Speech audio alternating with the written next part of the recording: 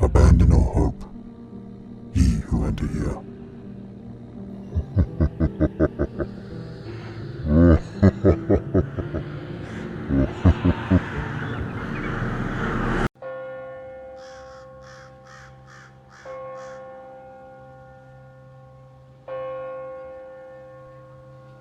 This is a memory from my childhood that still haunts me to this day. It was a regular Saturday afternoon, the sun occasionally peeking out through the clouds. Mum had gone to the grocery store and said she'd be back soon. This was back in the 90s. I was in the front yard, tossing a ball against the wall, lost in thought. Out of the blue, 2 kids around my age appeared. Their clothes seemed old-fashioned, like they were from a slightly different time. I greeted them with a smile and invited them to play catch. But as they looked up, their eyes caught my attention and fear gripped me. Their eyes were deep black, like the night sky, white parts and all. In an attempt to shake off the unease, I suggested we play a game. The girl, speaking gently but urgently, said they needed to go inside to use our phone to call their mum. I remembered Mum's words about not letting strangers inside when she wasn't home. With a nervous smile, I declined their request, saying, "Sorry, I can't help you." I quickly went inside and locked the door, peeking through the window.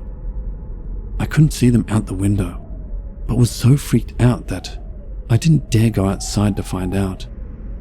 When Mum returned, I told her everything. She reassured me that I did the right thing, following the safety rules.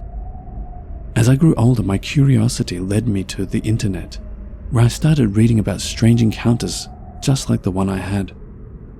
Turns out, I may have had a run-in with the black-eyed kids. Nothing really ever happened to me on that day, or after, but those eyes haunted my dreams for a long time.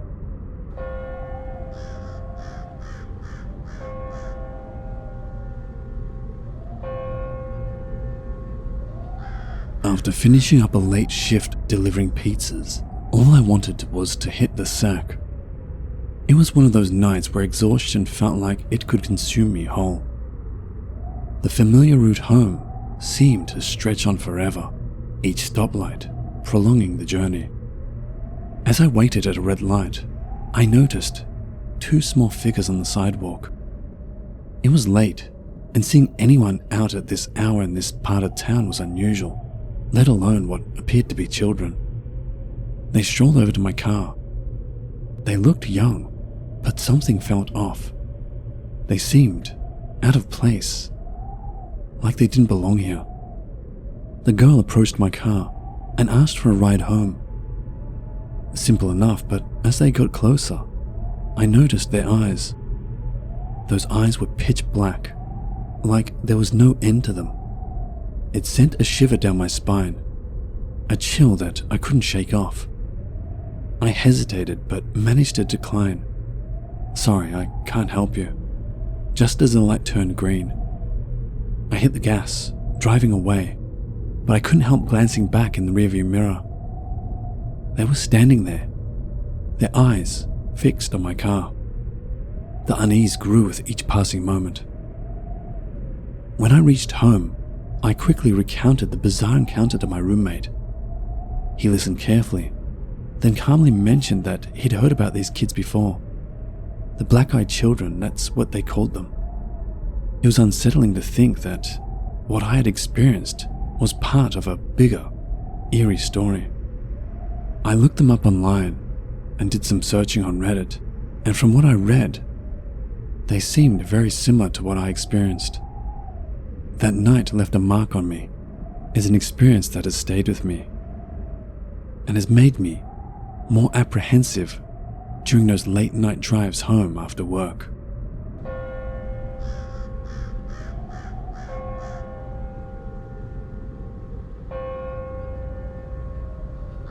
This happened back in 2022. There was a storm that night. The wind was howling, and rain was hitting my windows really hard. I was all by myself, reading a book on the sofa with only a lamp on. My boyfriend at the time had to stay back late at work, so I had left the front porch light on for his return in a couple of hours. Suddenly, I heard a knock at the front door, and it startled me. Why was someone knocking when the doorbell is clearly there, right next to the door? I remember thinking. For some reason, this fact really set me on edge. There was no way it could be my boyfriend, as he had only just called me, and I knew he wouldn't be back so soon. Plus, he has a key, and if he didn't, he would use the doorbell. I went to the door and peeked through the peephole. I saw two kids, a boy and a girl. They had their hoods up, and their hoods covered most of their faces. Although it was raining heavily, I clearly remember that they were not soaked like I expected. In fact, they seemed dry. While I continued to watch them through the peephole, the boy suddenly looked up and stared right at me through the peephole. Can we come inside to call our parents? The boy said. It was less of a question and more of a command. It made me nervous, but I couldn't understand why. I was about to say yes and open the door when I noticed their eyes. They were both staring at me now, but there was no way they could have known I was there. Their eyes were all black, like there was nothing there. I got really scared. I stepped away and said through the door, "Sorry, I can't help you." I made sure the door was locked, turned off the lights, and got as far away from the door as possible. The knocking kept going, slow and relentless. I felt such an intense feeling of dread, like nothing I've ever felt before, and prayed that they would leave soon. For what felt like hours, I just stood there in my kitchen, listening to the knocking and shaking slightly. It felt like forever. The storm outside was loud, but the knocking was somehow louder. Finally it stopped. Everything was quiet, but I still could not shake that feeling. My boyfriend came home 2 hours later.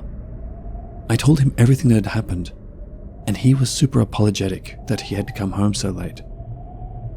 He almost dismissed the whole thing, but I guess the look on my face made him realize something not normal had happened. I still get nervous when I'm home alone on stormy nights.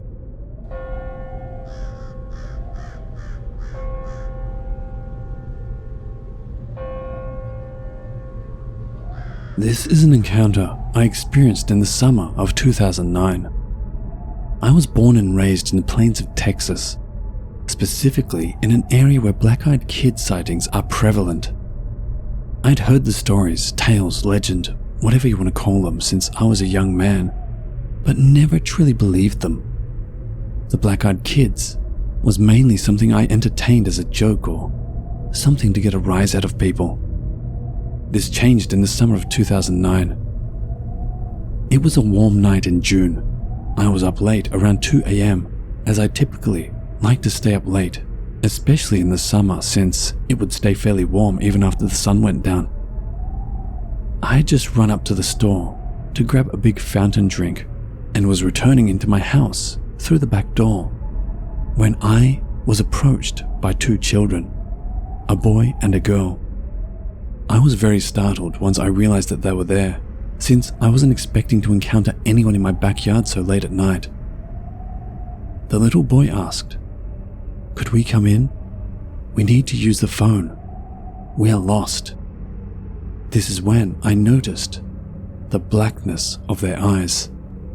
Both of them had eyes so black they were like pits. This is also when my heart sank. I couldn't believe I was actually seeing them, that they were there right in front of me. As I mentioned before, I had heard the legends of the black-eyed children most of my life, so there was no way I was going to let them in my house. I darted through the back door and locked it as quickly as I could. Once I was inside, I ran upstairs and flipped on the lights to see if they were still outside. I had so much adrenaline pumping by that point though, that I grabbed a weapon and began searching the house and making sure all doors and windows were locked. It took me hours to get to sleep that night, and it's an encounter that will stay with me for the rest of my life. These entities took the form of something most people view as innocent, weak, mild, and tried to trick unsuspecting people to do God knows what with or to them. I am glad my reflexes kicked in, and I was able to live to tell the tale.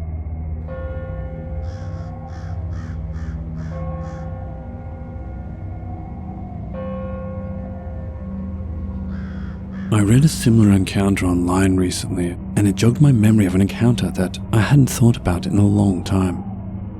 This happened in my early teens, about 10 years ago. It was late afternoon and the sun was beginning to set. We were at the neighborhood park, our usual hangout spot as early teens. It was one of those evenings just like any other, just me and my friends hanging out and talking shit. Then, my friend Joey asked, "Who are they?" In the distance, we noticed two figures approaching. Their appearance struck us as odd. They were dressed in all dark clothes and hoodies, and judging from their size, seemed a couple of years younger than us. What seemed even more odd was the way that they hid their faces under the shadows of their hoods. Curiosity mingled with a sense of unease as these particular kids asked if they could join us. Their voices, although polite, had an unusual and haunting resonance, sending a shiver down our spines. It's like they just hit our ears the wrong way. One of my friends, Paul, a bit more daring than the rest, asked why they kept their faces hidden like that. With an almost deliberate slowness, they pushed back their hoods, revealing their faces and, more importantly, their eyes. The sight that met us was beyond disturbing. Their eyes were like deep voids, devoid of any light, and it felt as if they could swallow you whole. It was a sight that made our hearts race, a primal fear that gripped us. A surge of fear and adrenaline surged through us, and without a second thought, we scattered, each of us running in a different direction, leaving the park behind. We didn't look back. We just ran. We met back up at Joey's place and discussed what we had experienced. We had never seen anything like it. Those two kids both had eyes pure black. We had no idea what we had encountered. In the days that followed, the memory of that encounter lingered, refusing to fade. We told stories about that encounter to other kids at school, but none of them ever believed us and thought we were just making it up to scare them. But we knew it happened, and we never returned to that park, ever again.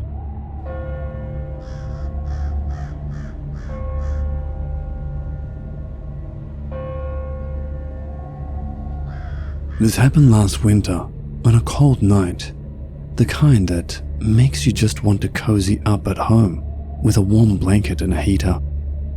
It had been steadily raining since about 3 that afternoon. My 4-year-old son, Jake, was playing with toys in the living room, and I was watching some show on TV while keeping an eye on him. We were waiting for my husband to return from his evening shift at the factory. All going well, he should be home before Jake went to bed. The pitter-patter of rain on the windows created a comforting ambience. We were both enjoying a calm night together, just before Jake's bedtime. That's when I heard it. The sound of soft knocks at the front door. I thought it was odd because it was quite late and raining outside. I went to the door, peeking through the peephole.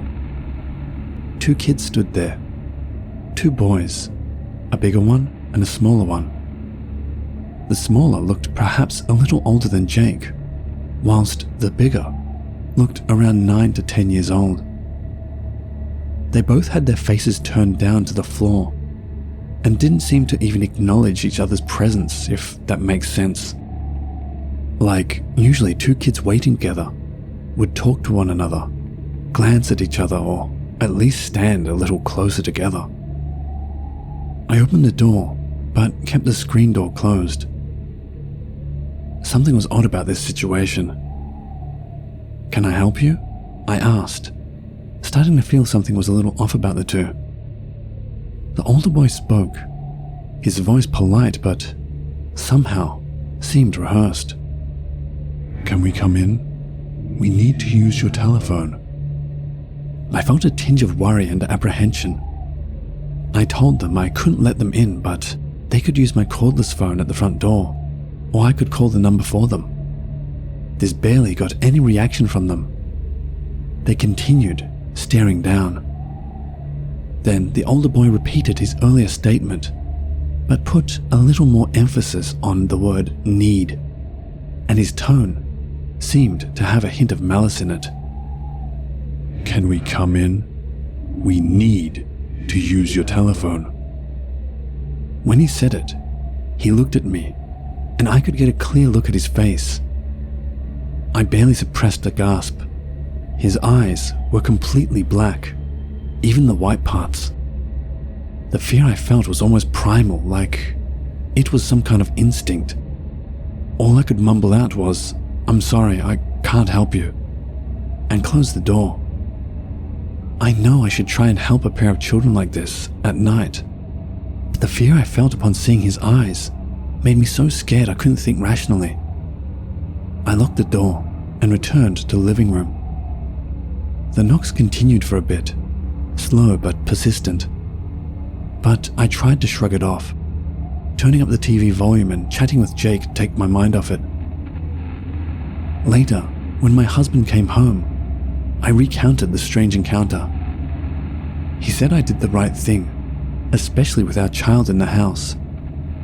He actually suggested that I may have had an encounter with black-eyed kids. He's really into the paranormal and knows about this kind of thing.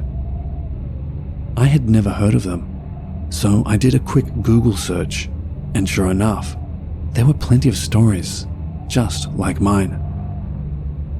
I never saw them again, but I'll never forget those dark, soulless eyes.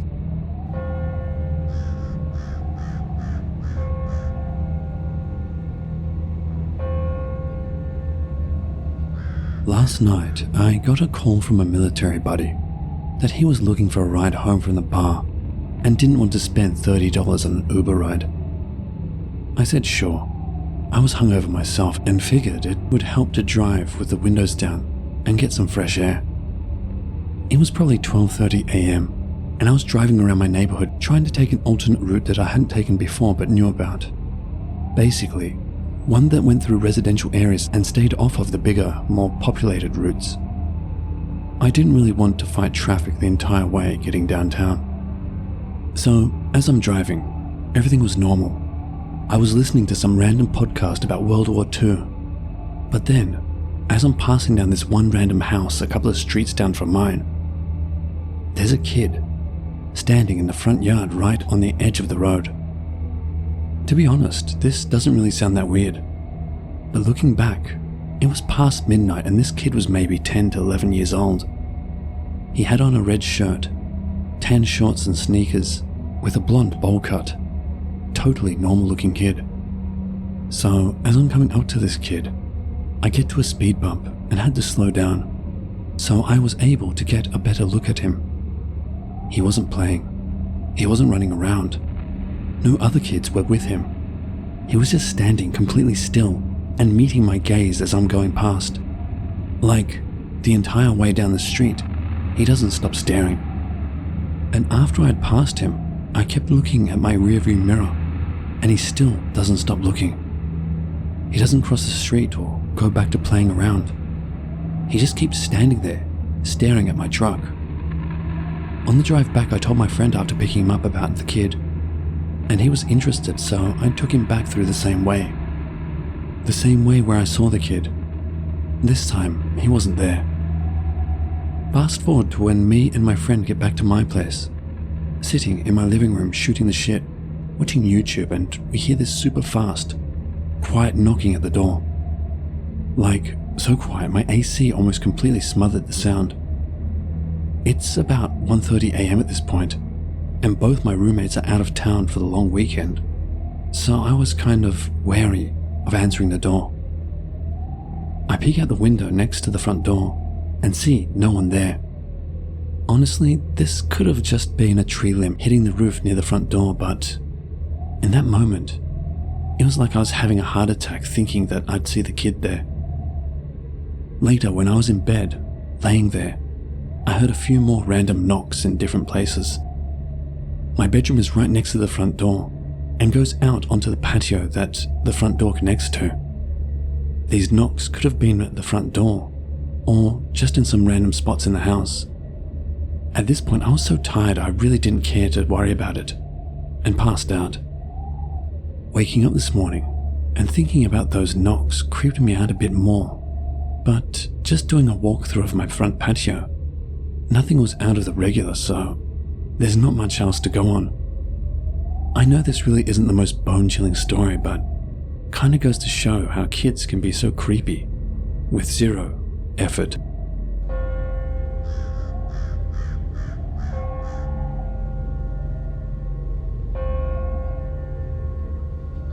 I was on a school trip and was headed to Genting's First World Hotel. I was there for 5 days, and it all happened on the third night. So let's call my two friends, Nina and Denise. During the evening, my two friends and I decided to go to the lobby and just do some window shopping. But we went to the local Singapore souvenir shop, and they took a liking to a few sunglasses there. I didn't buy any, but they both bought one pair each. We went back up to our rooms, respectively. I was rooming with Nina. Denise decided to come over to our room later that night, around 9 o'clock. Well, she brought her sunglasses along as well. The three of us were on the bed, with myself, Nina, and Denise, seated from left to right. I took Nina's sunglasses and started toying with them after she went to the toilet to take a shower. The lens of her sunglasses were facing me, and I tilted it to the right, where there was this open-air metal bar with a few hangers on it. Note, there were no clothes hanging there at the time. To my horror, there was this white figure hanging from the hangers. I could vividly see the shape of her tattered white gown and long, disheveled black hair, which was covering her face. Yes, a woman. I threw the glasses towards Denise, who was still on the bed with me. She got a fright and asked me what happened. I told her everything, and I remembered being so hysterical about it. She didn't believe me, of course, since nothing was on the hangers when seen with the naked eye. Trembling badly, I took the sunglasses again and tilted them slowly. It was gone.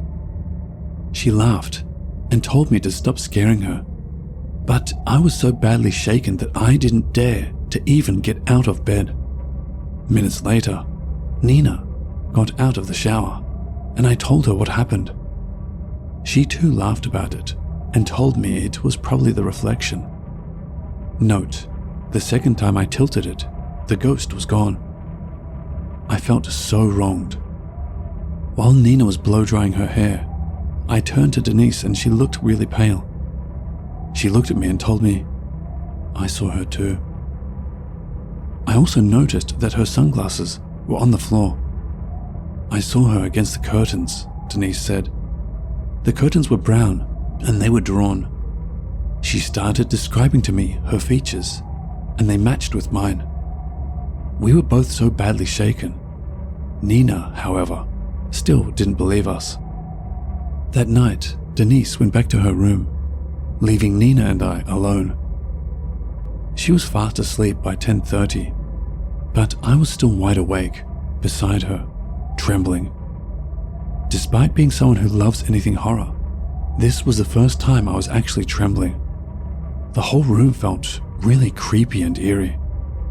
After that trip, and a few months later, Nina told me that her sunglasses cracked for no apparent reason. It was neither crushed nor thrown to the floor.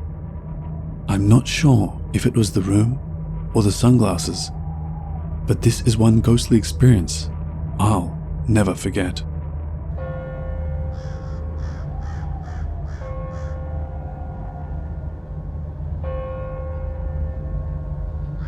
Okay, well, here goes. This happened a long time ago, but I still remember. It's about an apartment at Bedok North, Block 541. A lot of scary things happened there. My grandpa died in 1997, so after his death, my grandma took my 2 aunts and 3 uncles and moved into an apartment, which was just upstairs. It had only 2 bedrooms, with a little cemented backyard in the back, even though it wasn't on the ground floor. My grandma, my 2 aunts, and my youngest uncle shared 1 bedroom, and my 2 older uncles shared the other. It was said that in the apartment my grandma moved into, a girl of about 5 to 7 years fell from one of the bedroom's windows. One day my aunt was in my grandma's room, playing Barbie. She played for a while, but then she decided to go outside to play with some of her friends. While she was on her way out, she saw that in my uncle's room, a boy was playing video games. She thought that it was probably my youngest uncle, so she ignored him and just walked into the living room. When she got to the living room, my youngest uncle was out there. She asked him if he was playing video games in the bedroom, but he said he wasn't. So she got scared. Another time when it was just my 3 uncles, 2 aunts and me home in the apartment. It was pretty late, so we decided to go to sleep, but then someone started knocking on the door. Nobody wanted to get it because it was so late already. Then the knocks got louder. My eldest uncle and I got mad, so both of us went to go check, but no one was there. Both of us went back and got ready to go to sleep, but it started again. This time it was louder. It was like that person was dead mad or something. My older uncle went back to check it, and again, no one was there. So we got mad and started cussing at it.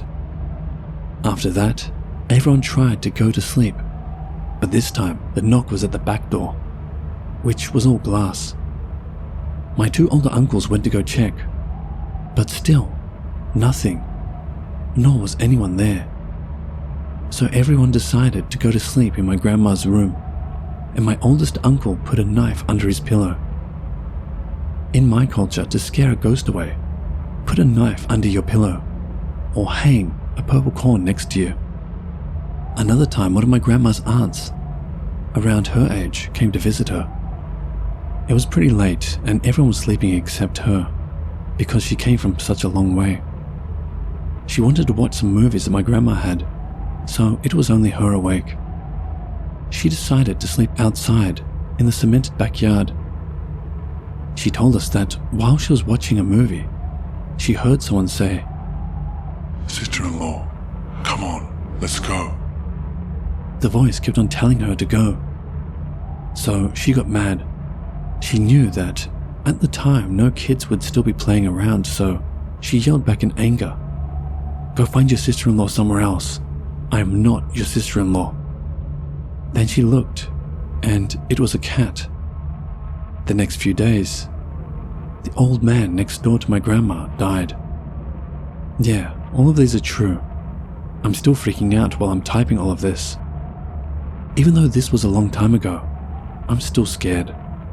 My youngest aunt, the one who saw the boy, was always seeing stuff, and she was always feeling crushed by someone while she was sleeping.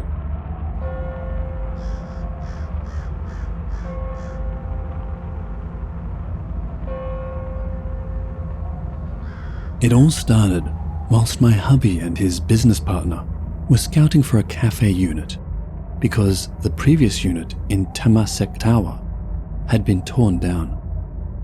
They were indeed unlucky to find this unit in Changi Village. If I put it in bits and pieces, I realized it did not welcome us. First, when they were supposed to move into this unit in the afternoon, the movers broke down, called them that they can only make it in the evening. By the time they went to Temeksek Tower to load and unload, it was already past midnight. Hence, the next morning my hubby went to Changi to do all the unpacking. After only being half a day there, a fire broke out near the pantry area. I did not join my husband till the 3rd month because my ex-boss was retrenched and returned to Germany. Since I love to bake, I supply the cafe desserts, homemade cakes and pastries. Nothing really much happened till the 6th month in this unit. First, I began to see flashes. Then, I told my hubby, and he was surprised because he experienced it several times but did not confide in me. I just had this gut feeling something was there. I can't see, but something told me it's there. The next day, I brought my digital camera. Didn't bother to review it and only saw it on our way back. It appeared as an orange orb on the tabletop. I realized my instinct was right.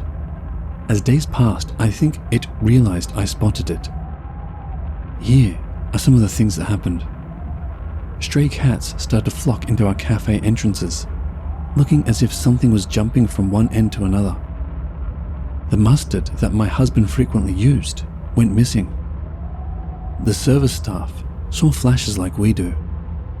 Bees swarmed to our speakers on one afternoon. A roast chicken that was left on the counter in less than 20 minutes was infested with maggots. Water tap and radio were constantly turned on. Oh, this unit had been blessed by a Catholic priest when they first moved in. Because of this incident, we also consulted a Thai geomancer who told us that there was a little boy and an old man in this unit. We were told to get an old toy, something which is obsolete, the small drum that could be heard when you turn the beads. During our last leg here, we were terribly drained with many other freaky incidents and bad business that we decided to give the shop up.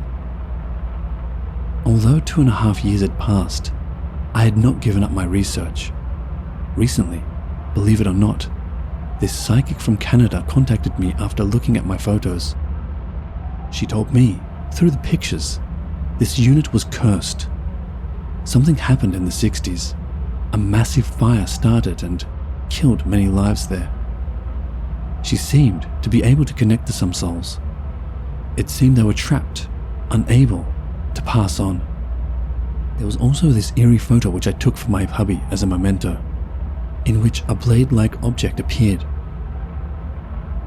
She conveyed that it was old blood, a male figure which will always be around. It makes me wonder now why none of its tenants, including ourselves, never stayed in this unit for more than a year.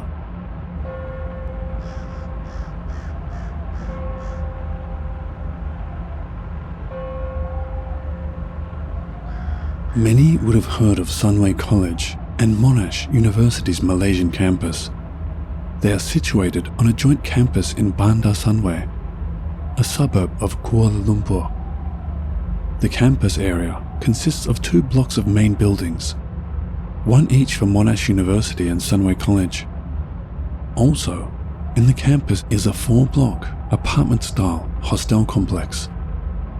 They are all relatively new buildings, but probably built on old land, or even ancient tribes' land. There weren't many stories about the main building. However, many sightings and eerie occurrences were reported within the hostel complex. Many years back, students of a particular apartment in Block A heard cries and evil laughter all over the apartment. Then, there was blood everywhere on the wall. The hostel management had to seal off that particular apartment and called in the mediums to cleanse the place.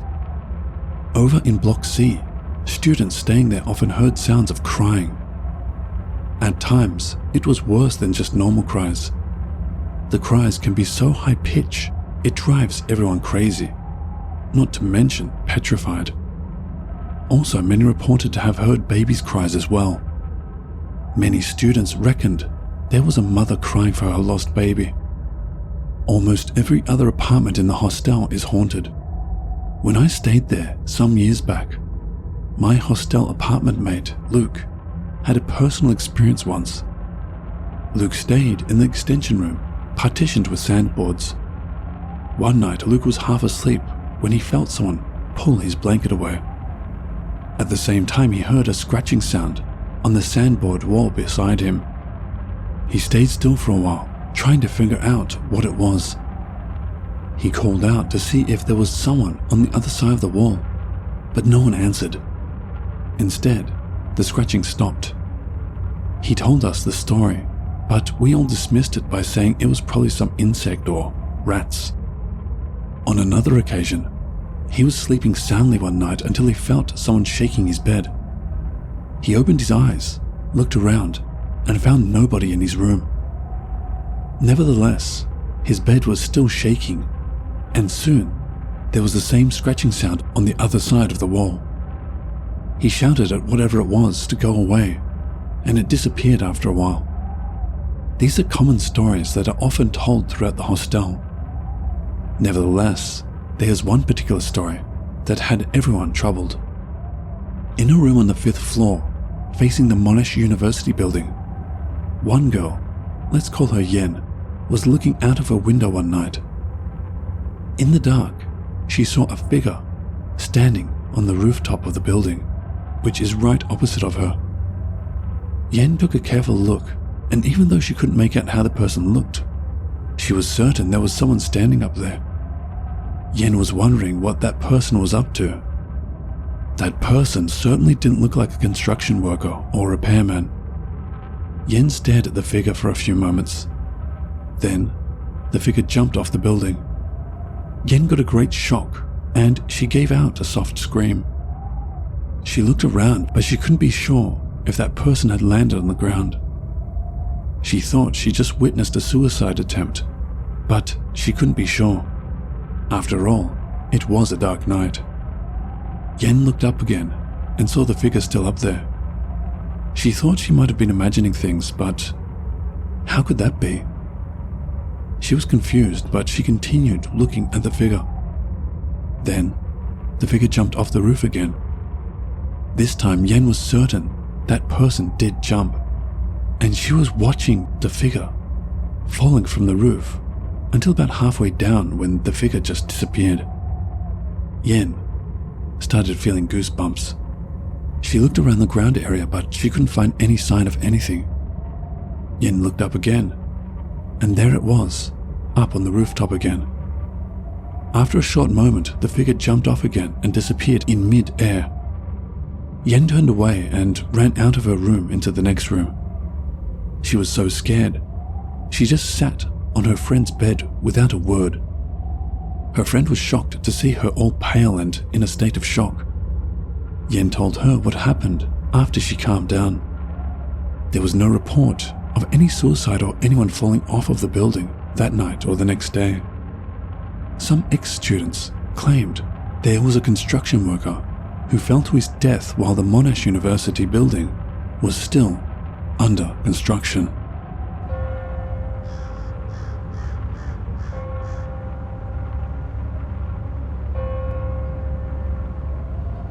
One of my friends managed to secure a renovated colonial resort at Sentosa.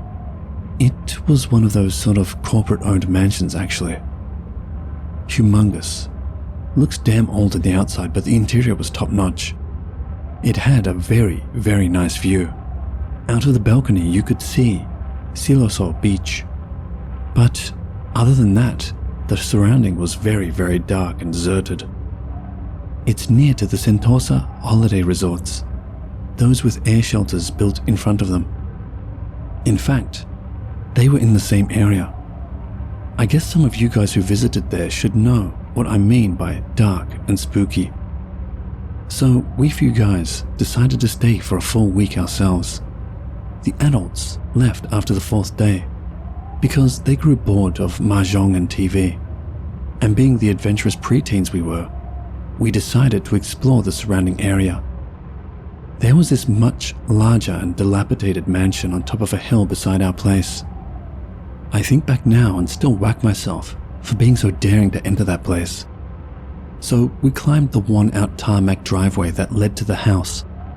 As we climbed, one of our female friends, let's call her Carol for now, she kept insisting that we turned back because she's not feeling that good. So being the macho guys we are, we mocked her and insisted she come along. Stupid, I know. So we reached the house entrance. It was at least 2 times the size of our mansion, easily 3/4 of a football field. The windows and doors were bolted up with planks. Typical haunted house material, I know. But they were falling off due to the old age. Imagine how old that house must have been for some heavy wooden planks to disintegrate by a soft nudge. We made our way into the house. It smelt musty, like your long-forgotten closet. Other than that, the house was practically undisturbed compared to other popular haunted spots. No graffiti, no condoms, no candles and stuff. We explored the entire lobby. Yes, a lobby. That place was that big.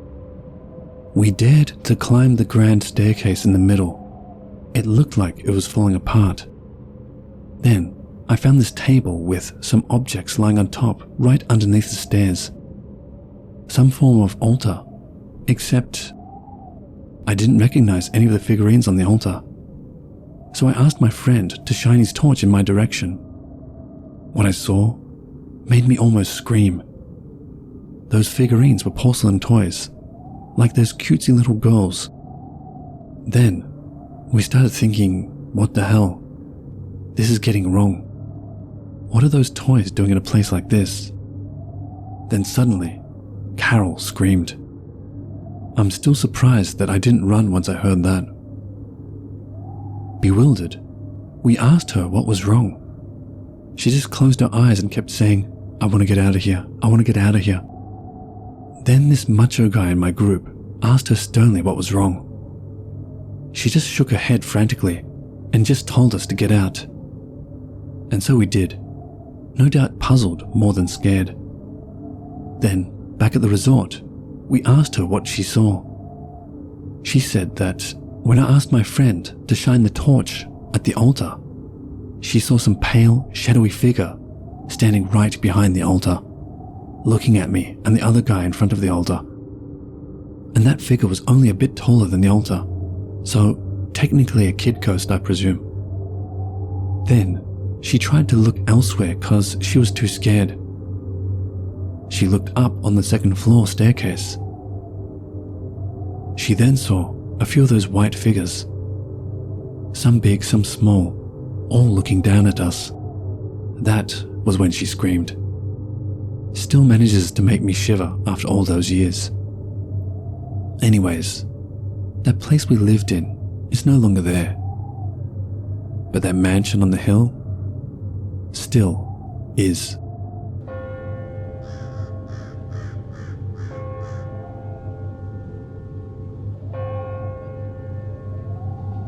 It's been almost 12 years now since it happened, but the memory is still freshly etched in the minds of everyone that experienced it.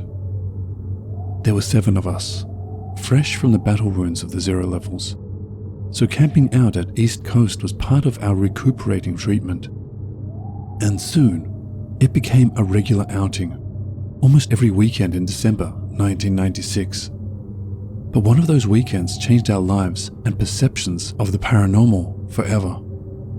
It started out as usual. We came early, set up camp near the chalet's tennis courts at around 12. There was a Malay family camping on our right, and on our left, a couple was camping with a bunch of their friends lingering around. Shah and his girlfriend, Herman, Yan, Wan, and me. We were there to set up the tent. Everything goes on as usual.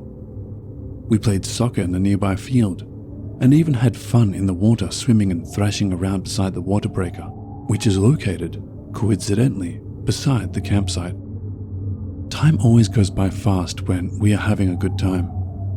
So before we knew it, Shah and his girlfriend had to leave, and so did Wan. So when nighttime arrived, there was only Herman, Yan and me.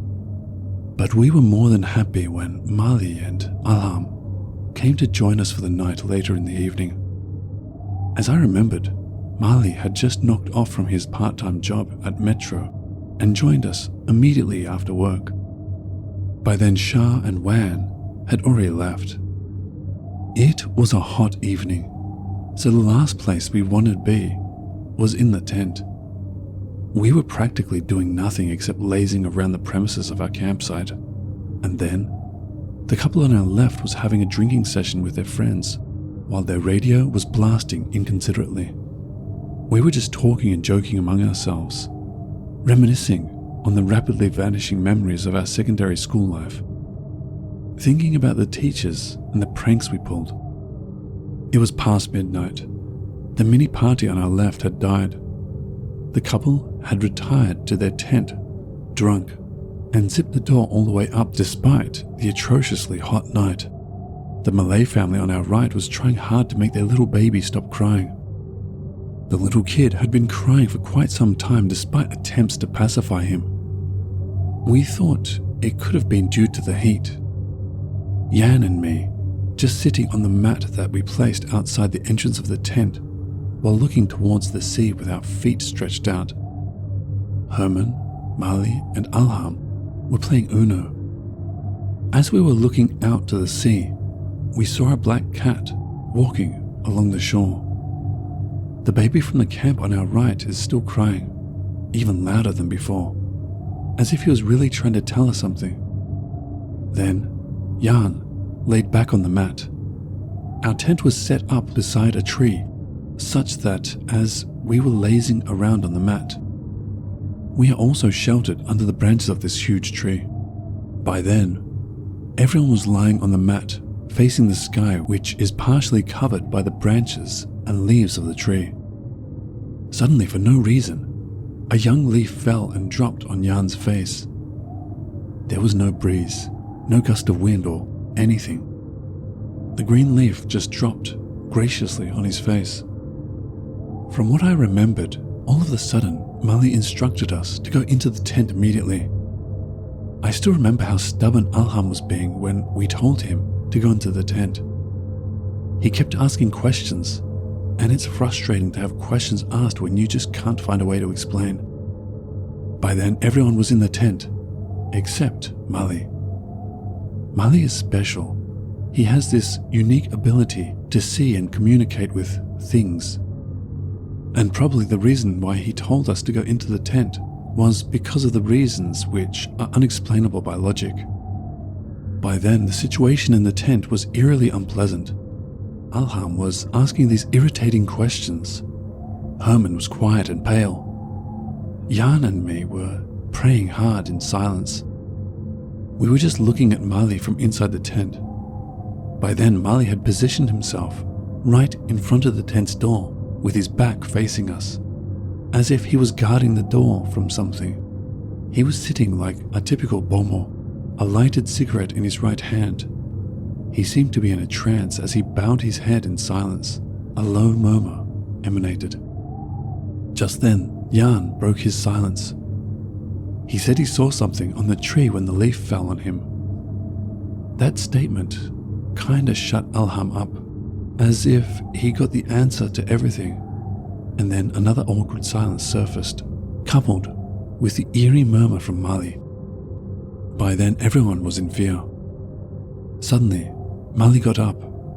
He went round the tent several times and then came back and resumed his initial position.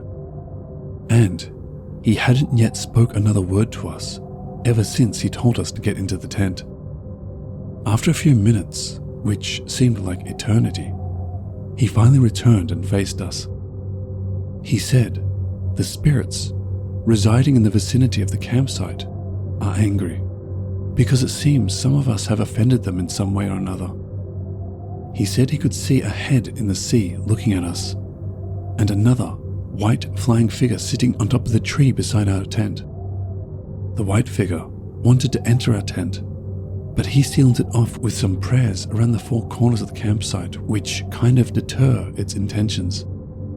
The emerging head in the sea is angry with us because it seemed that 3 people had urinated near its residing place. And Mali asked us personally to own up.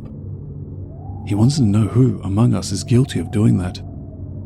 I raised my hand. So did Jan. We were both guilty of doing that when we were bathing in the sea earlier in the afternoon. The only one missing from the figure is Wan, who had left earlier, even before Mali arrived. He makes the 3rd person guilty of the crime. The flying white figure perching in the tree beside our tent is angry because we have dirtied its residing place by hanging our undies to dry on the tree. It is also angry because it claimed that we have been drinking and engaging in dirty activities in its area. So Mali asked who among us have been guilty of some hanky-panky business before he came. None of us admitted, which is true. None of us did that. There's hardly any girls in the group to begin with for hanky-panky to start in the first place. Suddenly I realized that it might be referring to the camp on our left. It must have associated us with them since we are camping closely to each other. After I told him that, Mali turned with his back facing us again. He was engaging in another trance, and after some time, he turned back again. He said he had managed to appease the angry spirit from the sea.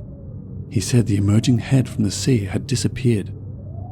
The only one left is a white flying figure. It seems to be more stubborn, and it refuses to leave us alone. Mali told us that the white figure had flown off to a coconut tree near the water breaker, and he said that it had made itself visible. Mali wanted those who do not have a faint heart to peer out of the tent's door to look at it. Initially, we were hesitant and skeptical of our heart's ability to withstand the inevitably horrifying scene that will unfold if we decide to look at it. I have always been a skeptic, and so I took the plunge. I peered out first. I then followed Yan and the rest. What I saw made me a believer. On top of the coconut tree, right at the edge of its leaves, was a blurry white figure with no form. Static in its position despite the fact that the coconut tree is waving gently as the breeze is blowing. It stayed there, right on the edge of the coconut leaves. After that, I pulled myself back into the safety of the tent, and everyone sat in silence. We stayed in the tent till sunrise. We were awake all night until the sun rose. That's when we were finally allowed to go out of the tent. By then, we were exhausted and sleepy, but very much relieved that we came out of it alive. Mali told us that the feud is not over, and though we were relieved, the story didn't end there. The thing followed Yan back home, and Mali had to stay with him for several days till the thing finally decided to leave him alone.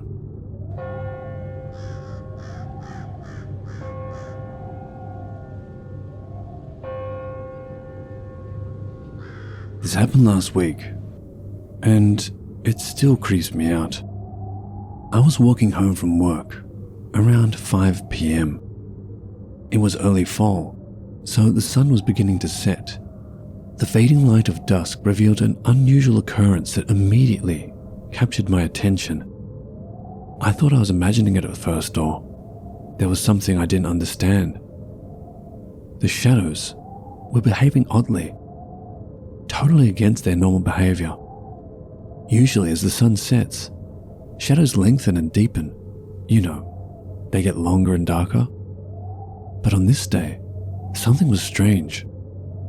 I stood there, not quite understanding what I was seeing, or if I was seeing the right thing at all. I observed the gradual vanishing act of something so fundamental to how we see the world. It felt like the very nature of reality was shifting, a strange departure from what we're used to. The shadows were shortening and seeming to retract into the objects that were casting them. A sense of fear crept over me as the shadows vanished, transforming the world into a bizarre and weightless-looking state. Everything seemed suspended in an unusual twilight, devoid of its usual darkness. This was really too much for my mind to handle at the time. When dusk should have gradually embraced us with darkness, it was instead a realm of eerie, unnatural glow, a world without shadows. It was like this for a few minutes, maybe 5 at the most. Then suddenly, it snapped back, and the shadows came back to how they should be at that time of day, dark and long. I was thoroughly freaked out by this, and I hurried home, not really knowing what was happening. I never witnessed anything like this again, but I'll never forget it.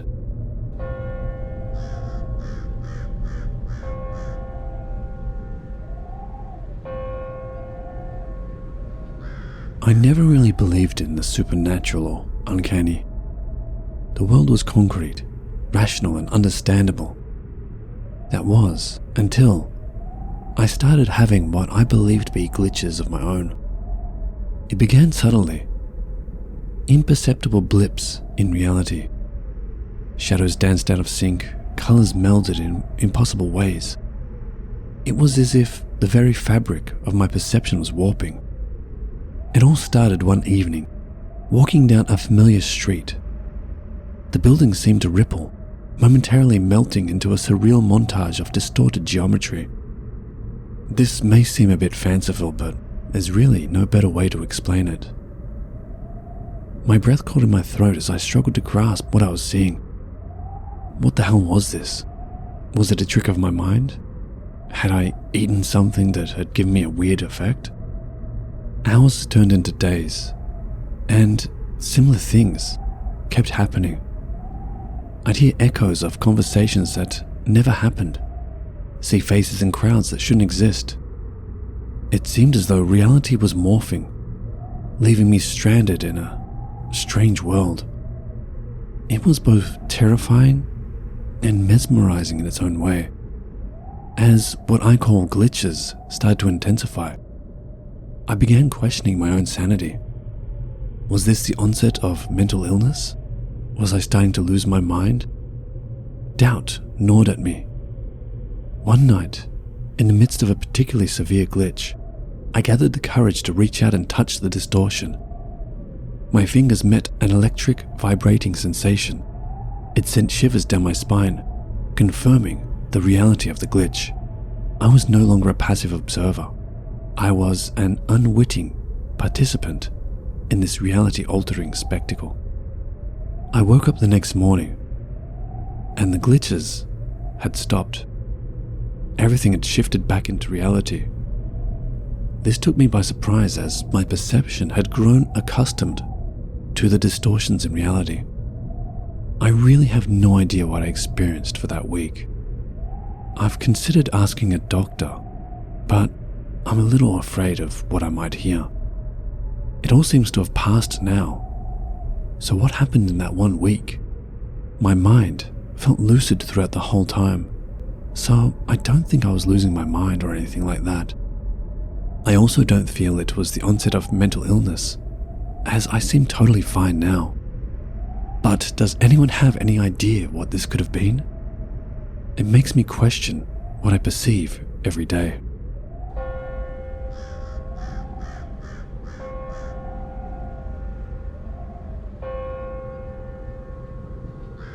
One foggy morning, I decided to take a stroll in the nearby park.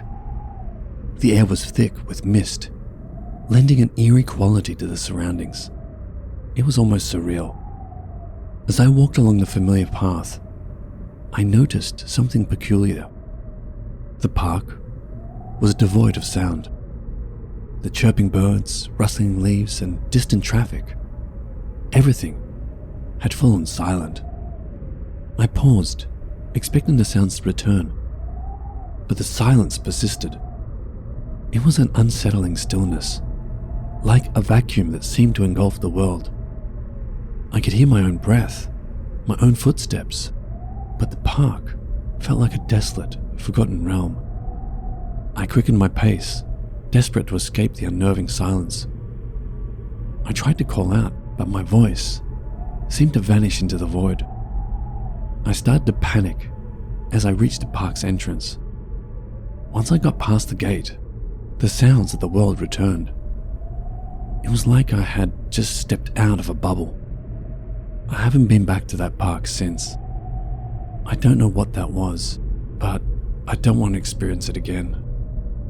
Was this a glitch?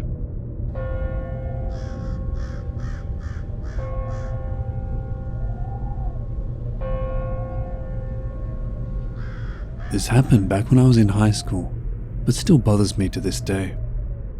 It was late spring. The weather was finally starting to warm after a long winter, but there was still a slight chill in the breeze. I had just gotten home from school. I stood before my bedroom door, about to open it, but something felt off.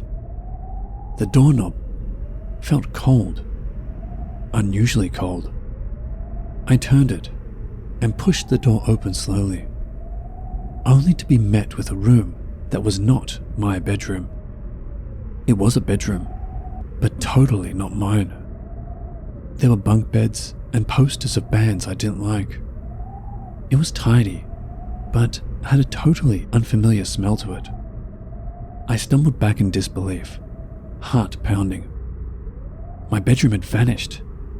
Was I in the wrong house? My chest tightened. I started hyperventilating, and I felt like I was about to have what I now know as a panic attack. I slammed the door shut, hoping to erase the surreal sight. When I gathered the courage to open the door again, my bedroom had returned, as if nothing had happened. My bed, my desk, everything was back in place. It was as if the room had shifted into another dimension, an unsettling glimpse into an alternate reality. I spent days contemplating the incident, unable to shake off the feeling of what is real and what isn't. Some of you may say it was my imagination, or that I was just overexhausted, but the details I remember are so vivid, even down to the smell. I even remember that although the room was clean and tidy, there was one dirty white sock peeking out from under the bed. It never did, but what if it happened again? What if it was a sign of a fragile boundary between our world and something beyond our comprehension? I still hesitate before opening closed doors.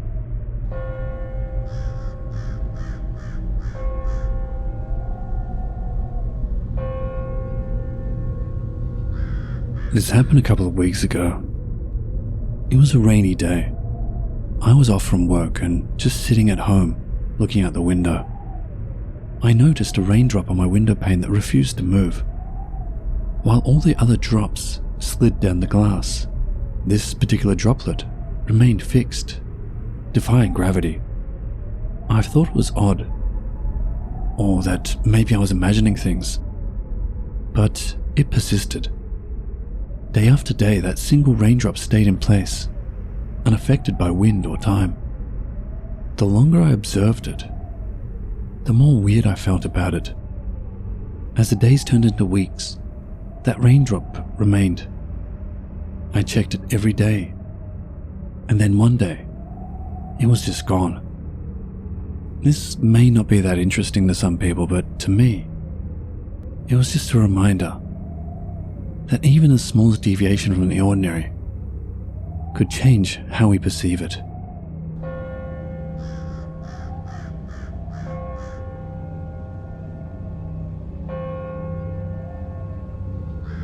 This happened a couple of years back.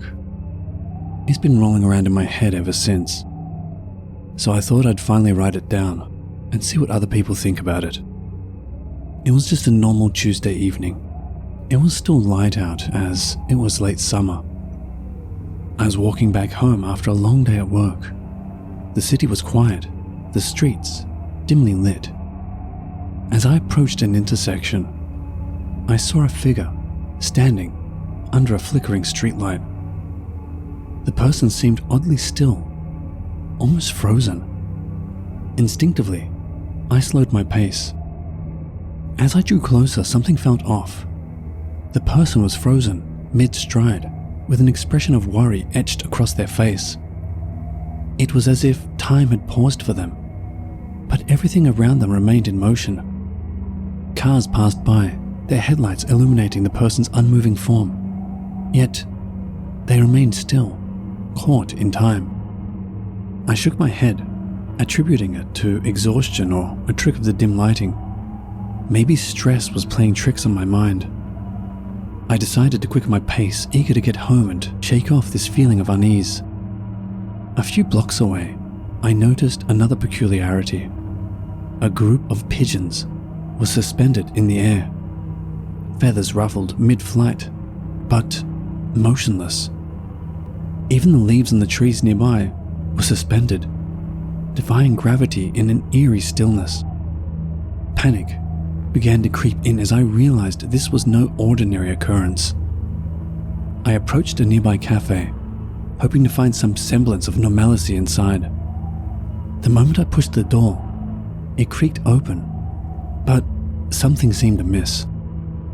For the most part, things were normal. Customers were chatting, the waitstaff were doing their jobs. Yet, one or two customers seemed frozen, their faces fixed in various expressions, like they were paused in a photograph. Also, I noticed a coffee cup, falling mid-descent, remained suspended, defying gravity.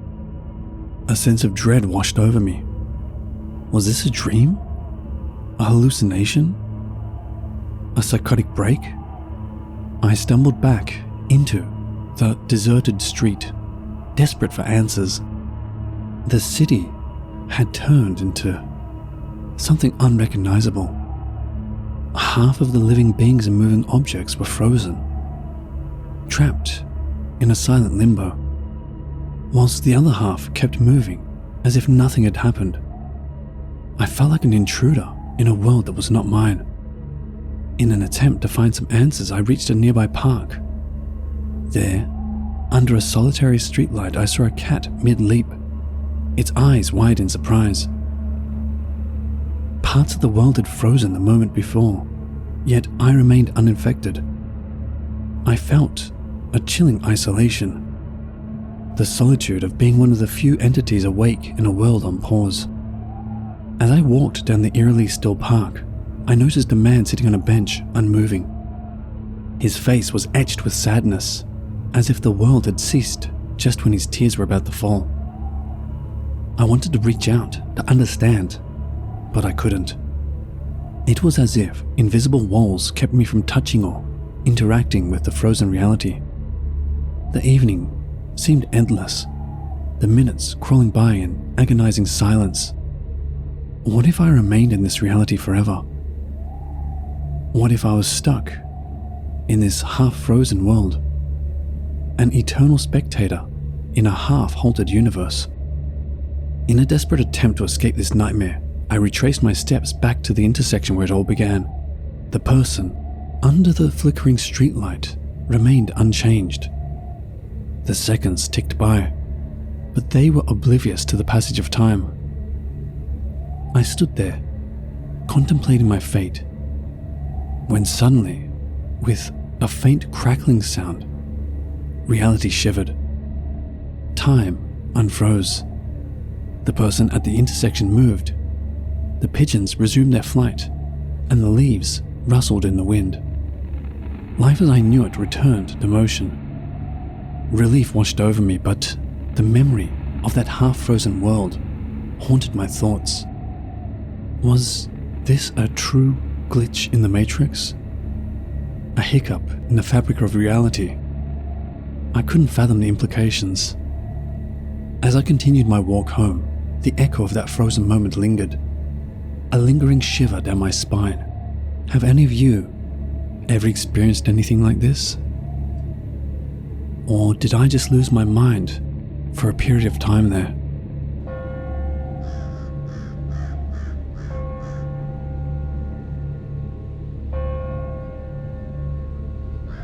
Okay, so something happened to me recently that makes me question my own sanity. Let me know what you think. It was an ordinary day. I was walking through the streets in the city, and I noticed something peculiar about the people around me. Their faces seemed to be in a state of constant fluctuation, as if shifting through an endless stream of expressions. I would see a smile, but then in the blink of an eye, it would morph into a frown, then freeze into an unreadable mask. I rolled my eyes, thinking it was fatigue playing tricks on my vision. But the shifting faces persisted, not just on one person, on all of them. I saw it in strangers on the subway, colleagues at work, even my friends and family. Each face a swirling amalgamation of emotions, never settling on one. It was the most unsettling thing I've ever seen. I got home that day, a nervous wreck. There was just something so weird about seeing this on everyone's faces. I decided to call in sick the next day from work, not really wanting any more social interactions for a little bit. All I could think about was the shifting expressions on everyone's faces. I couldn't really afford to take any more time off work, so the day after I went back to work, everyone's faces were back to normal. I don't know what happened that day, but it haunts my dreams. I'll just say, I don't take drugs, and I have no mental illness in my family.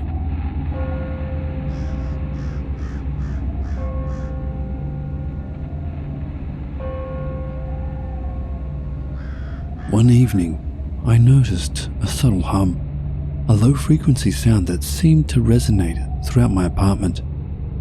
I checked on my devices, thinking it might be an electronic malfunction, but everything was turned off. Yet, the hum persisted, a steady vibration that I could feel more than hear.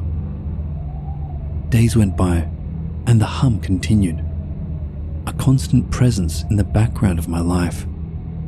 It was an unsettling monotony, a mundane disturbance that grew more eerie with time. It made me question the silence, the supposed absence of sound. How many subtle vibrations and hums do we overlook in our daily lives? The hum became a haunting reminder that reality, even in its most mundane form, can harbor peculiarities that defy explanation. It blended into the tapestry of my existence, a quiet glitch, a whisper in the vastness of the ordinary.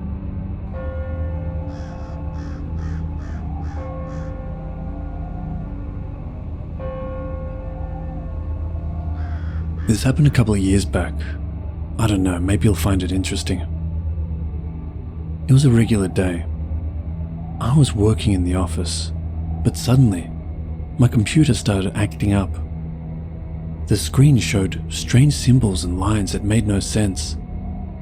The mouse seemed to move on its own, defying my commands. Thinking it might be a small issue, I restarted the computer. But even after rebooting, the strange symbols persisted. My phone then joined in, flickering and showing weird notifications from apps I didn't remember having. I couldn't make sense of what was happening. It was like my devices were speaking a different language. Had I been hacked? If so, why was it on both devices? Neither shared a password. I reached out to some tech-savvy friends, hoping for an explanation. We looked into it, but the more we dug, the more mysterious it became. They said I hadn't been hacked, but somehow, a hidden glitch had emerged after a recent update, creating this confusing digital puzzle. As we struggled to understand, one thing became clear. It was a peculiar situation, unlike any tech issue we had ever encountered before. We all decided to call it a day and check back tomorrow. My tech-savvy friend said he was going to look into it more on the internet. The next day, upon booting up the computer, everything was as normal. My phone was as normal too. Any evidence that anything strange had ever happened was totally gone. It was like nothing had happened at all. I called my friend up to ask him about it, and he had no recollection of what I was talking about, and said he had spent the night with his family and had not come over to see my computer at all. He wondered if I had mixed him up with another friend, but he was the one I spoke to. What happened with my electronic devices? Am I losing my mind?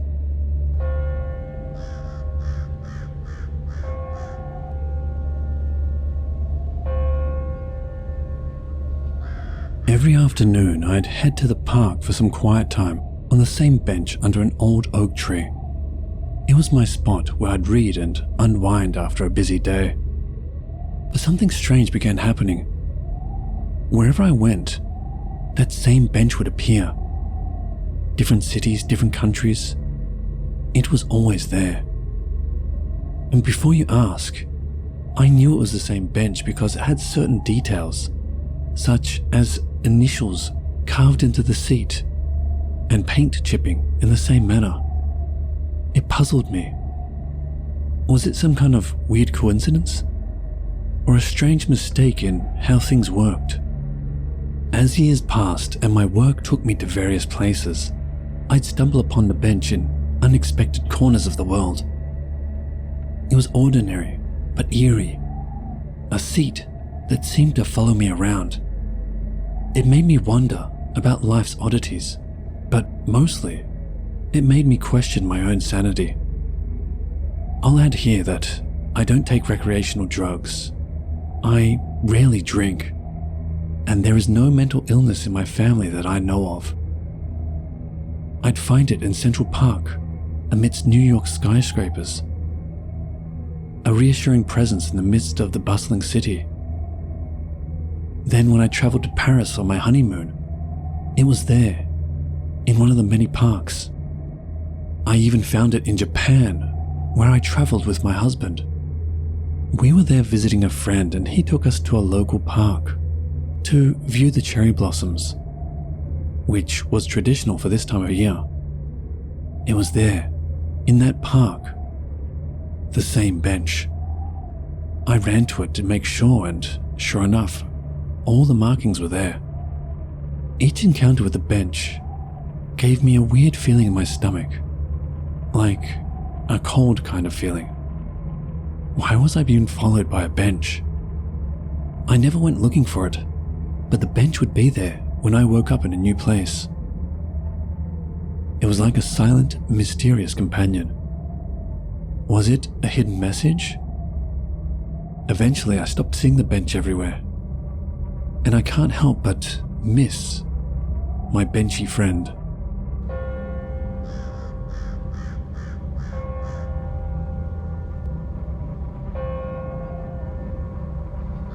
Hello all, my name is Vince and I am a 58-year-old pastor in a mainline denomination, Lutheran LCMS to be precise. We are a conservative lot and, to be quite frank, overeducated in a lot of ways. Firstly, 4 years of undergrad in psych, 4 years of theology, working on a doctorate in pastoral theology in my case. So not a lot of practical knowledge, but a lot of theology, church history, apologetics, hermeneutics, exegesis, and ancient languages.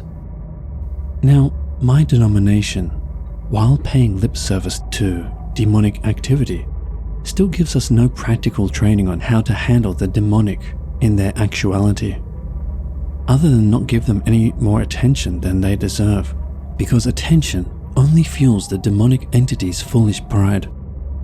Having to learn on the fly about how to handle the supernatural has led me to some strange experiences. The first involved my sister and her 2 daughters. One day, about 20 years ago, when I was still a vicar, an apprentice pastor, my sister called me. She was panicking. It seems that she and her daughters had been having, for some time, very frightening experiences. I don't call them paranormal. They are in fact normal experiences in spiritual warfare situations. They were enduring bad smells, doors banging, the sound of large feet running upstairs when no one was upstairs, religious articles such as crucifixes and religious art being bent out of shape and torn up. Now, and this instigated the phone call, they were seeing a very large full-body apparition at the top of their stairs. They were, to put it mildly, terribly afraid. The first thing I did was tell my sister during the call that it sounded like she was being oppressed, not possessed. They were all baptized. The devil cannot possess a soul that is indwelt by the Holy Spirit. He is too strong. In fact, the demonic are terrified of the Holy Trinity. However, they can oppress even the saved. The devil is allowed to do that. After giving what comfort I could, I told her I would be right over. When I came to her home and entered the house, I heard footsteps running upstairs. So even though I was afraid, obviously I went upstairs. The feet ran away from me. I heard them running to a closet. Fearfully but resolutely, I opened the door. Nothing. Nothing at all but the smell of something rotting. So I took out my stole, kissed it. Then, after kissing my crucifix, I pulled out the pastoral companion and started the rite for the blessing of a house. It is then that all hell broke loose. Hell is capitalized. It is a place like Scranton. So anyway, all hell broke loose downstairs. There is baying, screaming, running, out and out mayhem going on downstairs. I then tear down the stairs, and there are my sisters and nieces, holding each other, reciting the breastplate of St. Patrick prayer that I'd given them earlier. While a dark, very large and very male entity loomed over them. It is then that I yelled out, "Begone, demon! Make way for the Holy Spirit." At that, it fled through the door. The place was calm and peaceful now. The entity had fled. Why? Why were these Christians persecuted by the demonic? Well, on checking up on the background, I found out that one of my niece's boyfriends was a bit schizotypal, and unbeknownst to all, until later was, while dating her, doing quite a bit of crystal meth. Trust me on this one, that is not a good combination. He thought he was hearing voices, so to combat them, he prayed to Satan to stop the voices. He asked for a demon to protect him. Evidently, Satan complied. However, when he stopped coming over, the demon stayed. That is where I came in. After I got home, I called some Korean pastors I know. These guys are the ultimate prayer warriors. They pray every day of the year for 3 hours a day on their faces before the altar. They agreed to pray for me, my sister, and my nieces. And that is it. They never had another paranormal experience. However, this was the first of many more supernatural experiences to come for me. In the just recounted situation, I would like to say I was exceptionally brave. But I don't like to break the 8th commandment. I am not. I was afraid. I'm sure though of my faith and my God. I was certain that I was safe, even when I entered the home and felt a cold, wet tongue lick me all the way from my ankles to my upper inner thigh while I was wearing trousers. Let me tell you, that was a cure for constipation.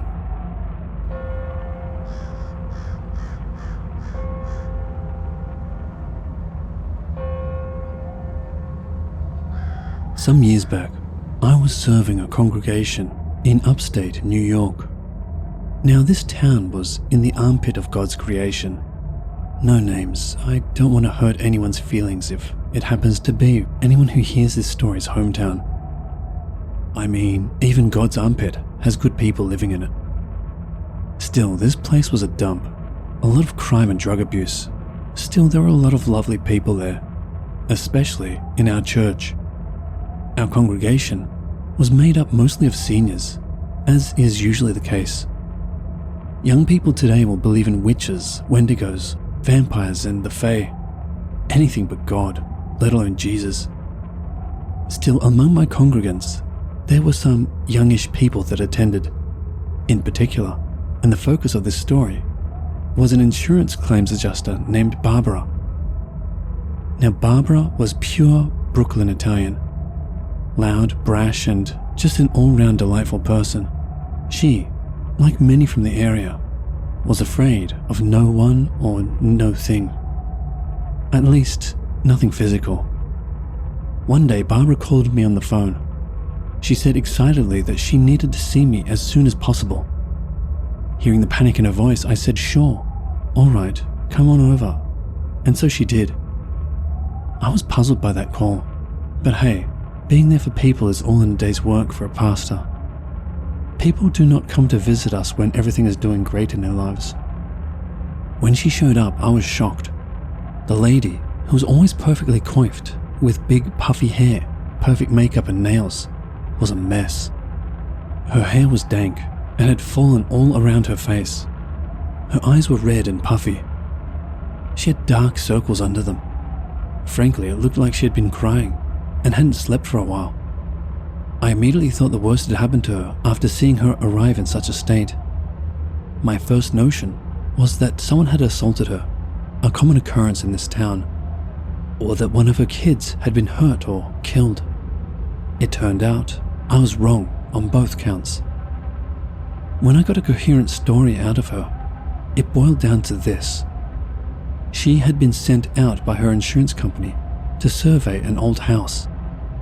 The house had been built around the turn of the last century, and so it was a late Victorian Edwardian era house.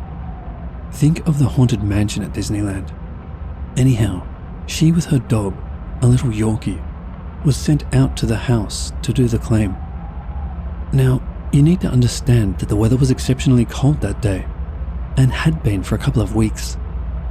So when she got there, she was not surprised to see that the whole house was covered in ice. Odd, but not unexpected, since there had been an ice storm in our area a few days earlier. So she was not particularly surprised, this being the case. She then made her way inside the house via the pass key. It was then that she noticed the interior of the house was completely covered in ice.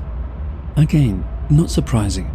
It was cold, and since it was an old house and had stood empty for a while, the pipes had frozen, or so Barbara thought. Barbara then starts doing her adjuster thing. Now, this was a while ago, so she starts taking Polaroid pictures. For you kids, as hard as it is to believe, there was a time when we did not have cameras on our cell phones. In fact, we did not even have cell phones. Anyhow, she was taking pictures all over the house on her Polaroid camera when, with her dog whimpering and cowering behind her, she got to the basement door.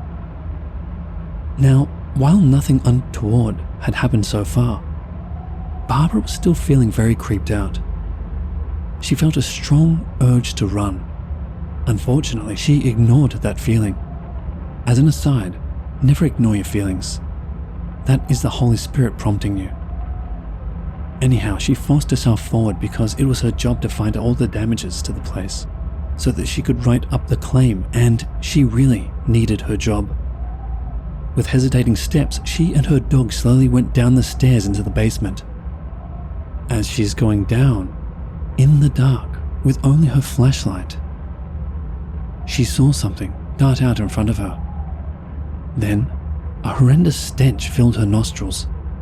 She said it smelt like something really awful had died down there. As she was overpowered by the stench, she heard an ear-bursting scream.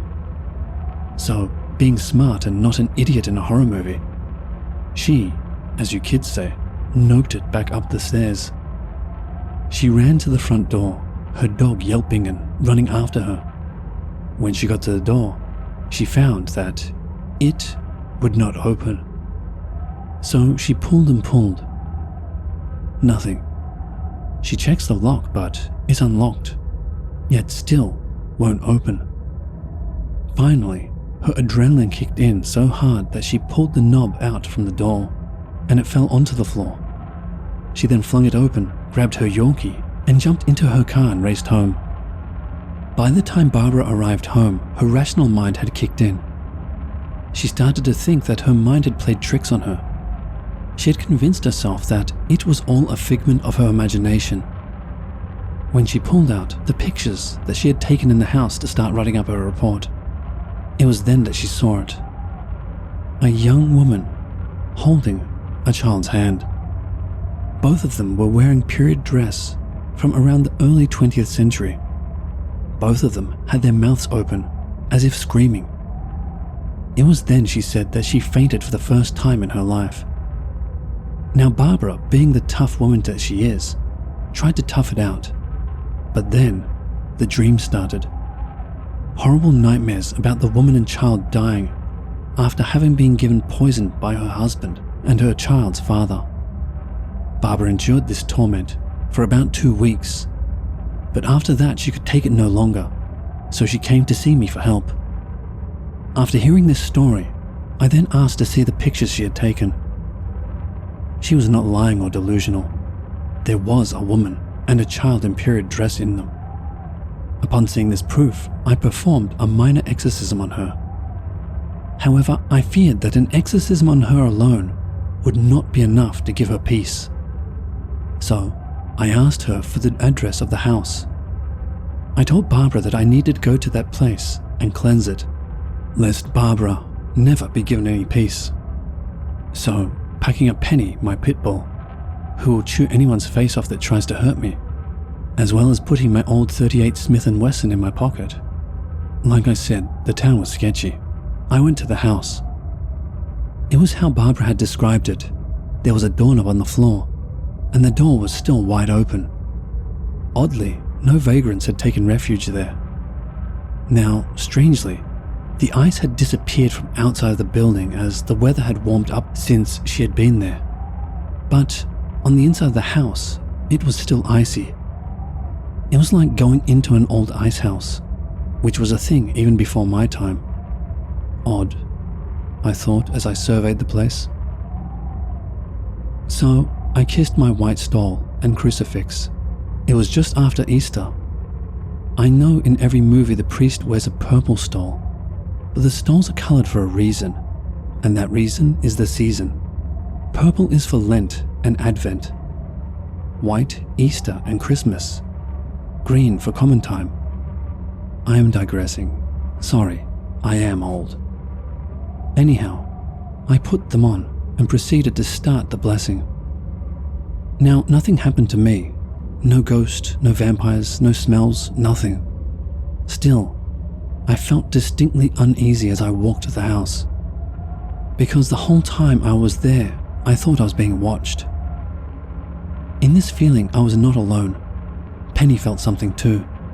But being made of sterner stuff than Barbara's Yorkie, she did not cower or cringe behind me.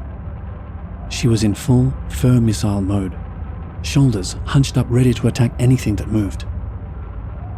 Everything was all right until we hit the basement. Fearing vagrants, I pulled out my pistol as I went down the stairs while saying the prayers. It was then that I heard a scream. Did you ever get a sudden drop in your stomach and adrenaline surge while scared? The Bible calls that a girding of the loins. I felt that.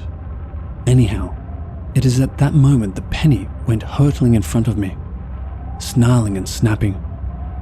There was horrendous screaming. However, I could not see a thing.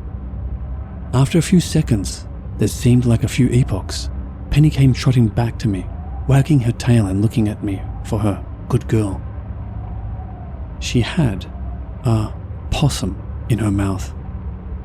A very much newly dead bloody possum. Laughing to myself, I finished my prayers and left, certain that while there may have been a spirit there, it had been cleansed and the screamer would scream no more, thanks to Penny. As I was leaving, thinking that there was a job well done, I looked back at the front door. It was open again. There stood the woman and her child. I did not go back. The aftermath? Barbara no longer had dreams after we burned the picture, and her faith has been strengthened. The insurance company had it demolished, and now they are putting affordable housing on the land. Oh, and Penny got a big pig's knuckle to gnaw on. I think she would have preferred the possum.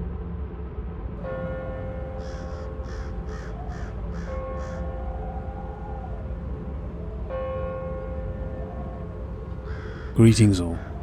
Pastor Vincia. Being a pastor is mostly routine. Visiting the sick, performing weddings and funerals, preparing and presenting sermons and Bible studies. It is usually a calm, peaceful life. Yet, there are some dangers. As you may or may not know, when you work in certain professions, there are certain locations that you should not travel to. For example, if you are in law enforcement, you're warned by your superiors not to travel to Mexico because the narco-terrorists and other gangs might do you harm. Or if you are in the US military, it is probably not a good idea to travel to Iraq or Afghanistan for a holiday. It will most likely not end well for you. This is just common sense. You might be surprised that there are no-go places for clergy as well. These places are so dangerous that when you are training to become a member of the clergy, you are warned that it is not a good idea to travel to Haiti or New Orleans. This is because there is a lot of spiritual warfare occurring in those places due to the rampant practice of voodoo and the other dark arts. Now, normally, I am a cautious fellow. If things seem to be sketchy at a location, I tend to stay away from it. I mean, why go looking for trouble? Trouble will always find you. So you might ask yourself, why did I end up in New Orleans one fine day in October? Well, it comes from one of my weaknesses. You see, I don't drink or do drugs or smoke. Not from any moral qualms, but because of my duties, I need to keep a clear head. If someone gets sick or is in trouble and needs my help, I can't respond properly if I am impaired. That being said, I do have a weakness. We all do. That is how the devil gets to you. My weakness is food. Not gluttony in the sense that I overeat and am fat. No, I just like the taste of different and good food. That is how I ended up in New Orleans. I was on a trip to Gulfport, Mississippi for a conference. And instead of flying directly there, I just had to stop off in New Orleans to try all the really good food available there. Specifically, the food at the world-famous Commander's Palace. So my wife and I, yes, I am married. I am a pastor, not a priest. Priests make sacrifices. I don't. Anyhow, my wife and I landed at Louis Armstrong Airport. When we got out of the plane, it was a glorious day. Dry for New Orleans and about 75 degrees. Yet despite this, I was immediately assaulted with a feeling of oppression and started to experience intense nausea. Thinking it was just the cruddy airline food that they had served on the plane, we went to our hotel, a seedy hotel named the Lazy 8. Getting to the hotel, I immediately took some antacid and laid down on the bed. About an hour later, I was feeling somewhat better, and so we went to the Commander's Palace. It was a glorious meal. The turtle soup and foie gras were wonderful. I highly recommend it, if you are not sensitive to the spirit realm. Anyhow, after the meal I was sick. I mean, really sick. My wife, on the other hand, was fine. Since we had eaten the same food, we knew it was not the food that caused my illness. Yet, I was violently ill from both ends, if you are picking up what I am laying down. So because I was feeling so poor, we decided to turn in early. When we got back to the hotel, I use the term hotel generously, I ran straight to the bathroom, and then, exhausted, straight to bed. I slept soundly until 3:33 a.m. At that time, I woke up with a start to the most horrendous sulfur smell I've ever encountered in my life, and I have lived in Beaumont, Texas. It was so bad, it would gag a maggot. Now, I assumed it was a backed up toilet. I mean, I had used and abused it extensively. You could be forgiven if you were to assume that with all my experience with the paranormal, that I would have been more perceptive. I mean, a horrendous sulfur smell? Check. Crap starting at 3:33 to mock the Trinity? Check. Nausea and sickness? Check. The oppressive feeling? Check. You would have thought I would have realized that I was under spiritual assault, but you would be wrong. As my wife says, I can be wonderfully obtuse and oblivious to things that are going on around me. Then, just as I was starting to get up to check the toilet, I was violently slammed down back onto the bed. Now, I'm a big man, 6'2", 220 pounds. It takes some doing to take me down. Yet, this force was so powerful, I could not help but being helplessly thrown down. At the same time, the smell got even stronger and stronger. Then, I felt hands on my chest and a body crawl on top of me. Now, I was not laying there passively.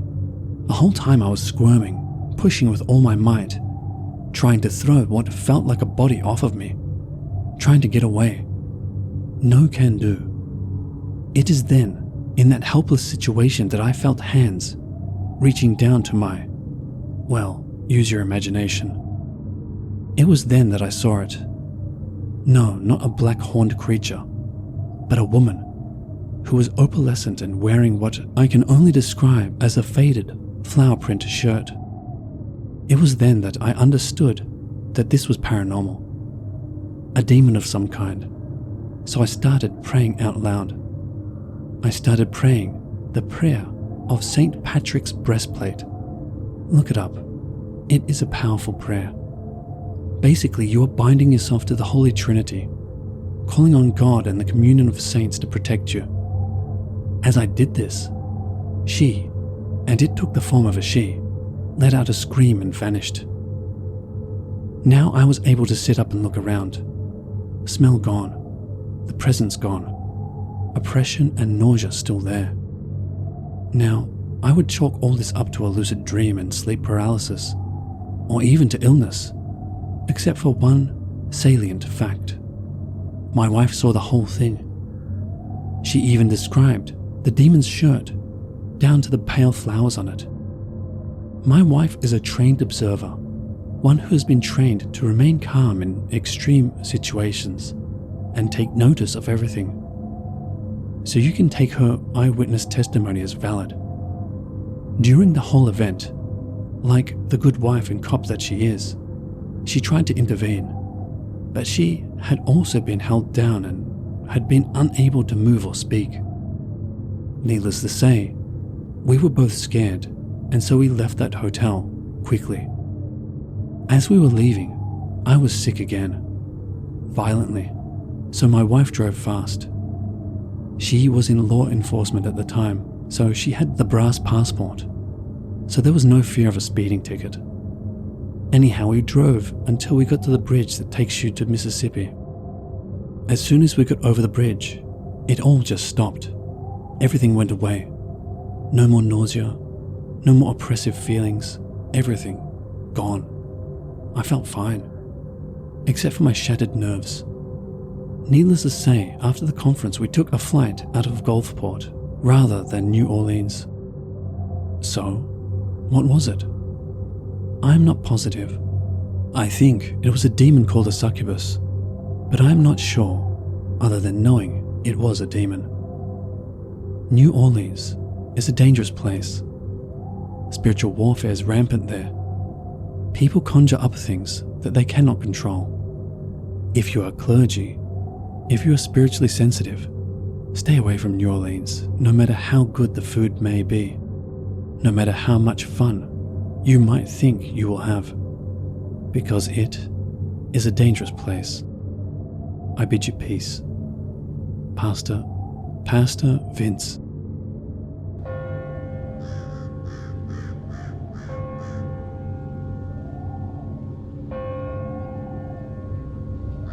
Back when I was 18, Me and my pals, Sarah and Mark, got curious about the supernatural. We heard from people at school about using a Ouija board. It was supposed to let us talk to spirits. We figured, why not give it a try? It seemed harmless enough. One weekend, we gathered at Sarah's place. Mark had bought a Ouija board from a store. I'm not sure exactly where.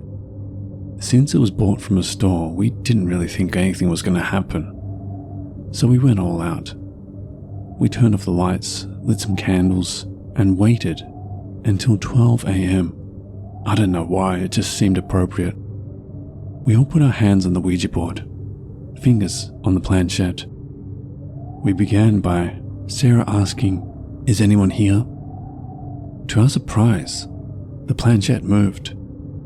We weren't sure if Sarah or Mark was moving it. We asked some more questions like, "What's your name?" The planchette spelled out R-E-B-E-C-C-A,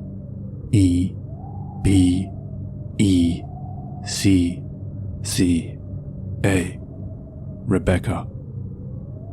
None of us knew a Rebecca. Then it started getting weird. It spelled out things it shouldn't know, like personal stuff from our lives. That made us uneasy. How could it know about my dog that passed away when I was 6? The room felt different, cold and like someone was watching. We asked, "Are you a good spirit?" The planchette moved to no. Fear started to creep in. We said goodbye and tried to move our hands, but the planchette refused. It kept going back to no. We felt trapped, a knot in our stomachs. It spelt D-I-E. We were scared now, not sure what to do.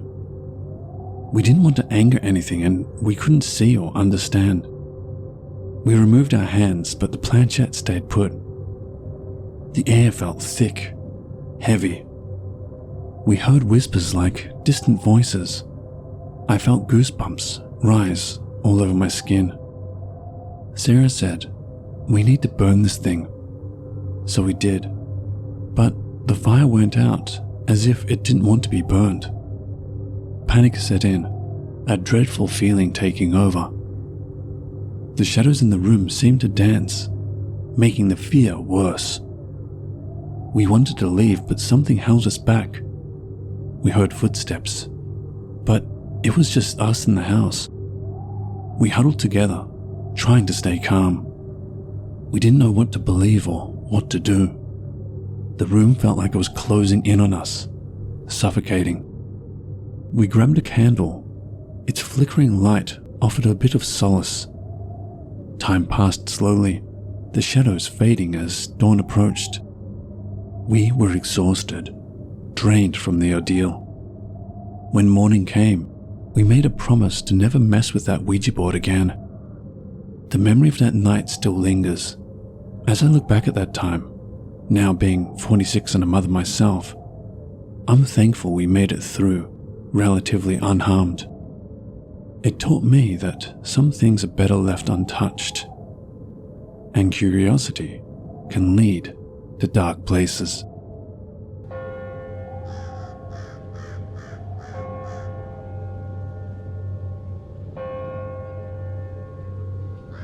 Back in high school, my buddy Jake and I considered ourselves goths and were super edgy. One Halloween night, we were bored and decided to do something spare of the moment. Jake had an old Ouija board, so we decided to go to the old cemetery and try it out. We'd heard the cemetery was haunted, but we didn't really believe in all that spooky stuff. We met up at dusk, sneaking through the graveyard gates. The air was chilly and the moon cast eerie shadows. A perfect setting for a Halloween adventure. We placed the Ouija board on a flat tombstone. Jake was excited, grinning like a fool. We put our fingers on the planchette, and I asked, "Is there anyone here who would like to communicate with us?" To our shock, the planchette started to shakily move. It moved to yes. We figured the other was pranking, but we both swore we weren't. If there's really someone with us, please give us a sign. The planchette started to move again. It spelled out H-E-L-L-O. And then a small pebble audibly clattered off a nearby tombstone. That sent shivers down our spines.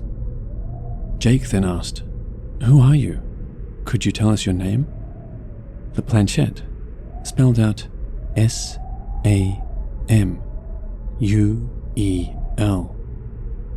We didn't know any Samuel. The graveyard felt different, heavy, like we were being watched.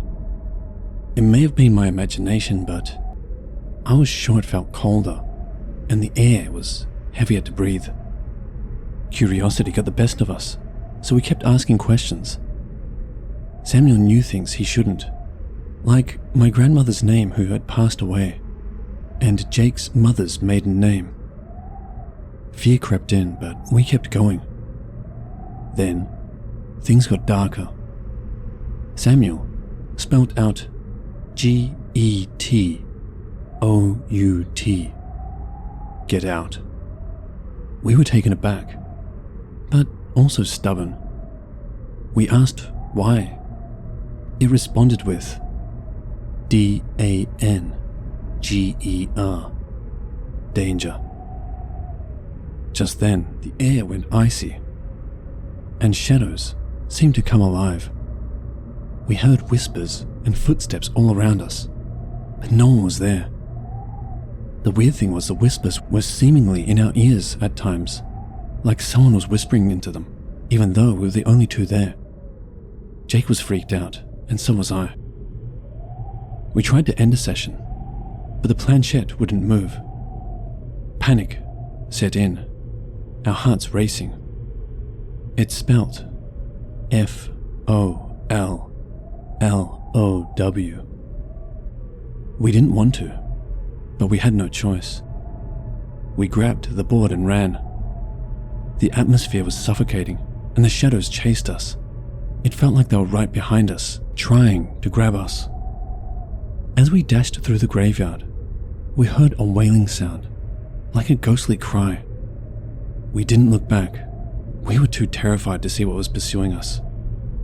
Finally, we reached the gates, and as we crossed, we heard a loud thud.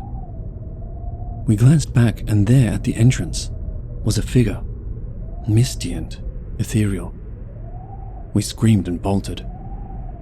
We didn't stop running until we reached Jake's house, hearts pounding, breathless. Back then, we weren't the athletic type, so I vomited a little bit from the overexertion. We knew that we had narrowly escaped something. That Halloween taught us a lesson.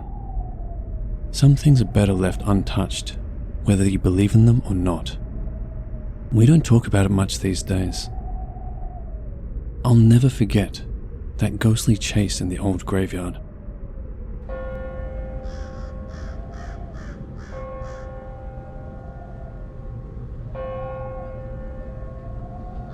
I've had a lot of paranormal experiences, and I've told others about them over the years, but I've never actually written them down before.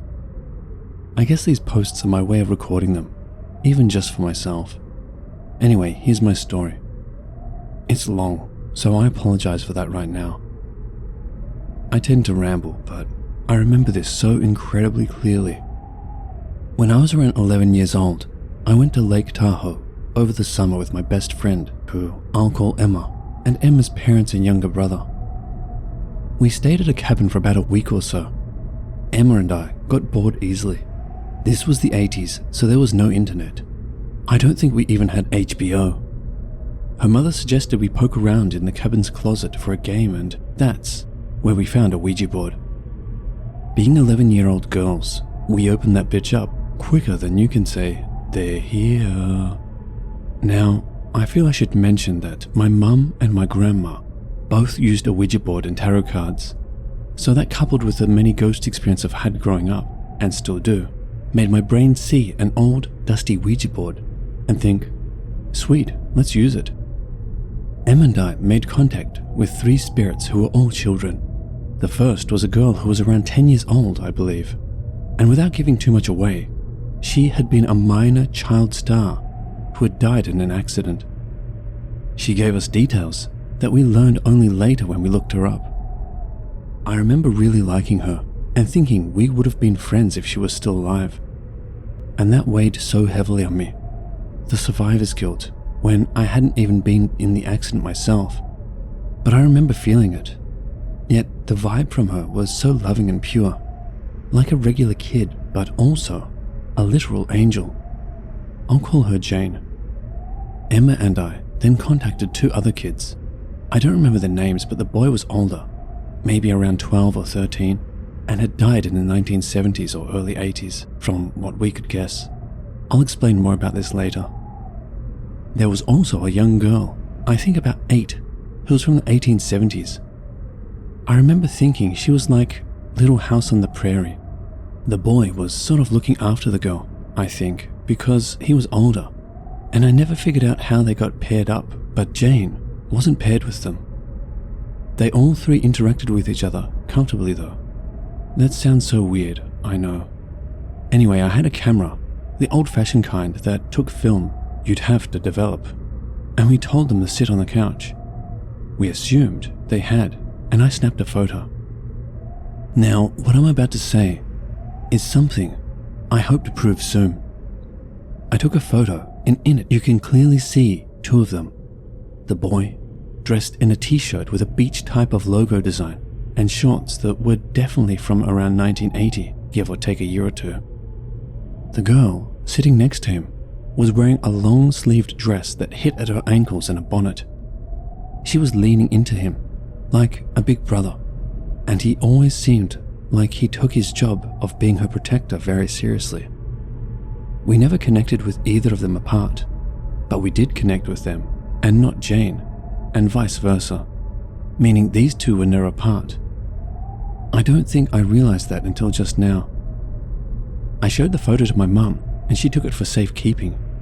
I never found it. My hope is that I somehow saved the negatives of the film so I can have them printed again. But I've honestly looked off and on throughout the years and haven't found it yet, so I don't know.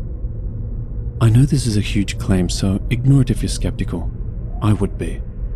I'd want to see proof if someone said they had proof, and I would find it funny that I couldn't locate the proof now. I get it. That's why I'm saying I understand if you doubt I took this photo. I hope to prove it to you though, because this photo was so clear. Not like actual people, they're definitely spirits. The amount of detail that was visible was astounding, if I remember correctly. I want nothing more than to find this photo again.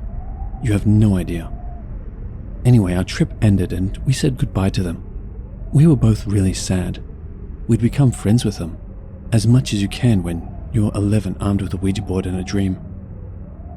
A year or so later, another friend of mine got a Ouija board. I was a terrible influence. I see that now. I called for Jane and we connected with her. I tried to check up on her every so often over the years. My heart broke for her. It still does. It was different with Jane than with the other 2 spirits. They all resonated love and I felt a strong sense of protection from them. We used the Ouija board all the time during that trip, and I remember them telling us that bad spirits were trying to get through, but they were blocking them out. The bad spirits were attached to the cabin but couldn't make direct contact unless you helped them. The Ouija board was the bait. Apparently a lot of people took the bait before us and had terrible experiences because of it. But since Emma and I had called out only for very specific good spirits, we got the first 3, and they blocked out the bad ones. I remember the bad ones almost got through, and there was some sort of a struggle. My God, I never realized what truly happened until just now. Writing that out just blew my mind. There was a struggle. I remember them telling us. Emma and I were scared. Some weird activity happened, but quickly stopped. The bad ones were blocked out, but we got the feeling they couldn't hold them back forever. It was like they were holding that door shut with all their strength just to spend time with us. I got the feeling that they hadn't interacted with other kids in a long, long time. And they were also genuinely good, like literal angels. Jane's spirit was the strongest. She had a brighter white light, like starlight around her. I later learned she was quite a philanthropist and little activist. I still feel like she would have made a lot of change had she still been alive. I'll never understand why she was taken from this world with a light that bright. It's so hard to explain. The other two, they were lights too, but seemed like ghosts to me. Jane's whole presence was stronger somehow. Her energy and love was so strong it was palpable. I sometimes wondered if the world just wasn't ready for her yet. Hers was a light that would change the world. We weren't evolved enough for someone like her, not yet anyway. That's my story. More like a novel, so I apologize for the length of this post. If anything, I got to share this story and also make some realizations about this experience. So I think I have a lot to process here. Thanks for listening.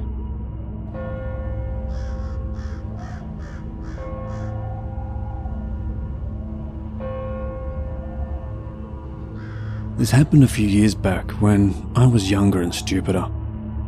So there we were on a lazy Sunday night. Me, Laura and Tom, all of us in our early 20s, looking for something to shake off the boredom.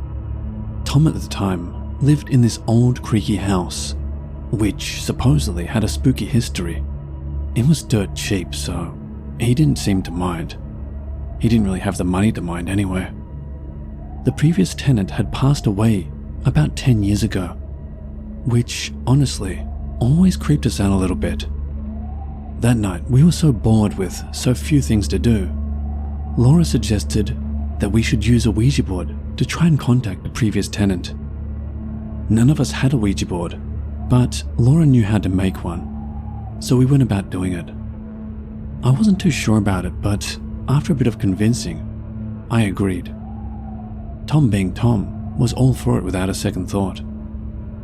We dimmed the lights, creating a moody atmosphere that was more out of boredom than anything else, and gathered around the homemade paper board, placing our hands lightly on the coin we used for a planchette. The air was thick with anticipation.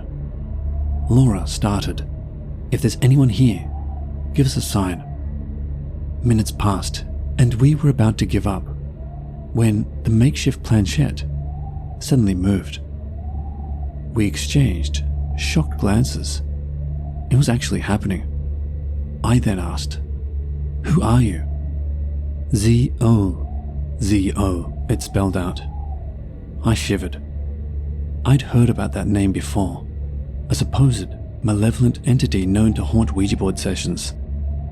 The makeshift planchette then started to go around the board, wildly forming a figure 8 pattern.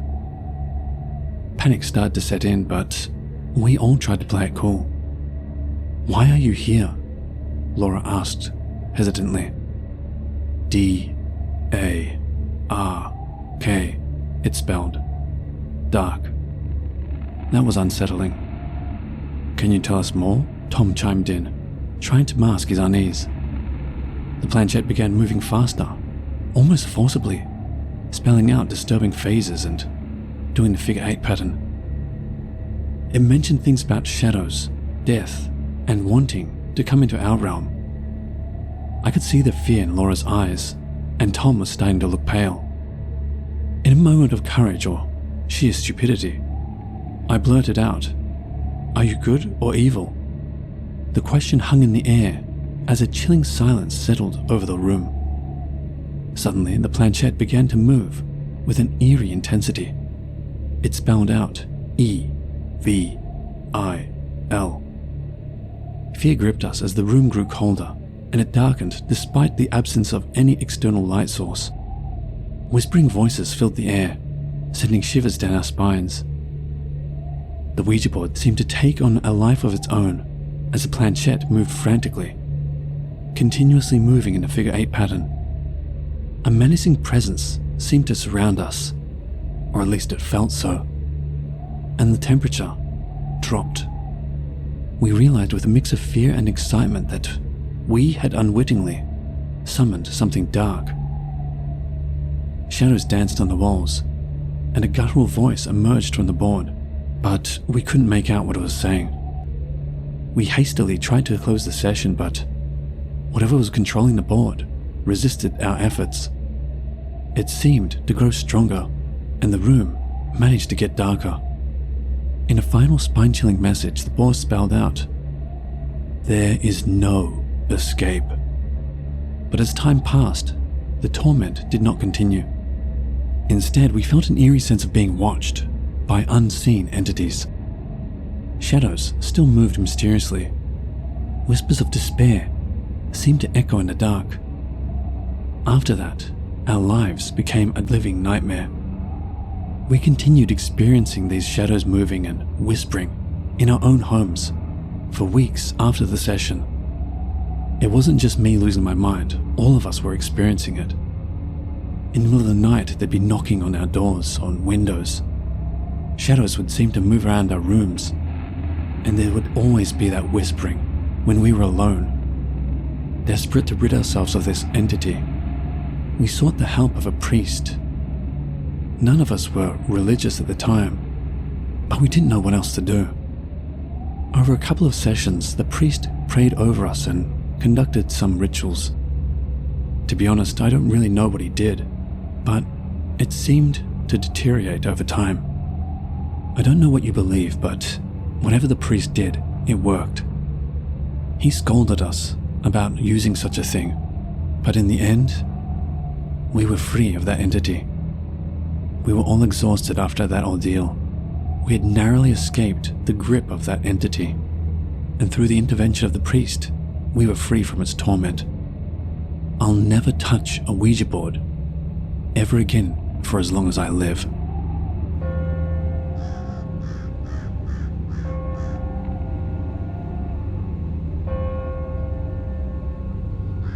I've had a few bad experiences with the Ouija board in my time.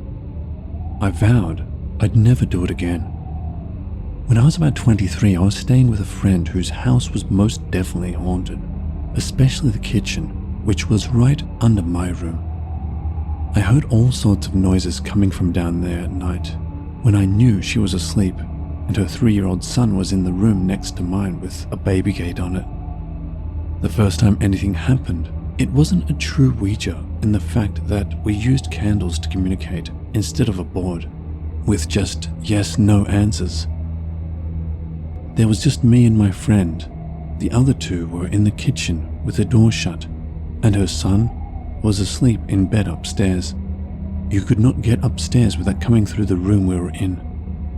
We started asking questions, and eventually, we were getting answers.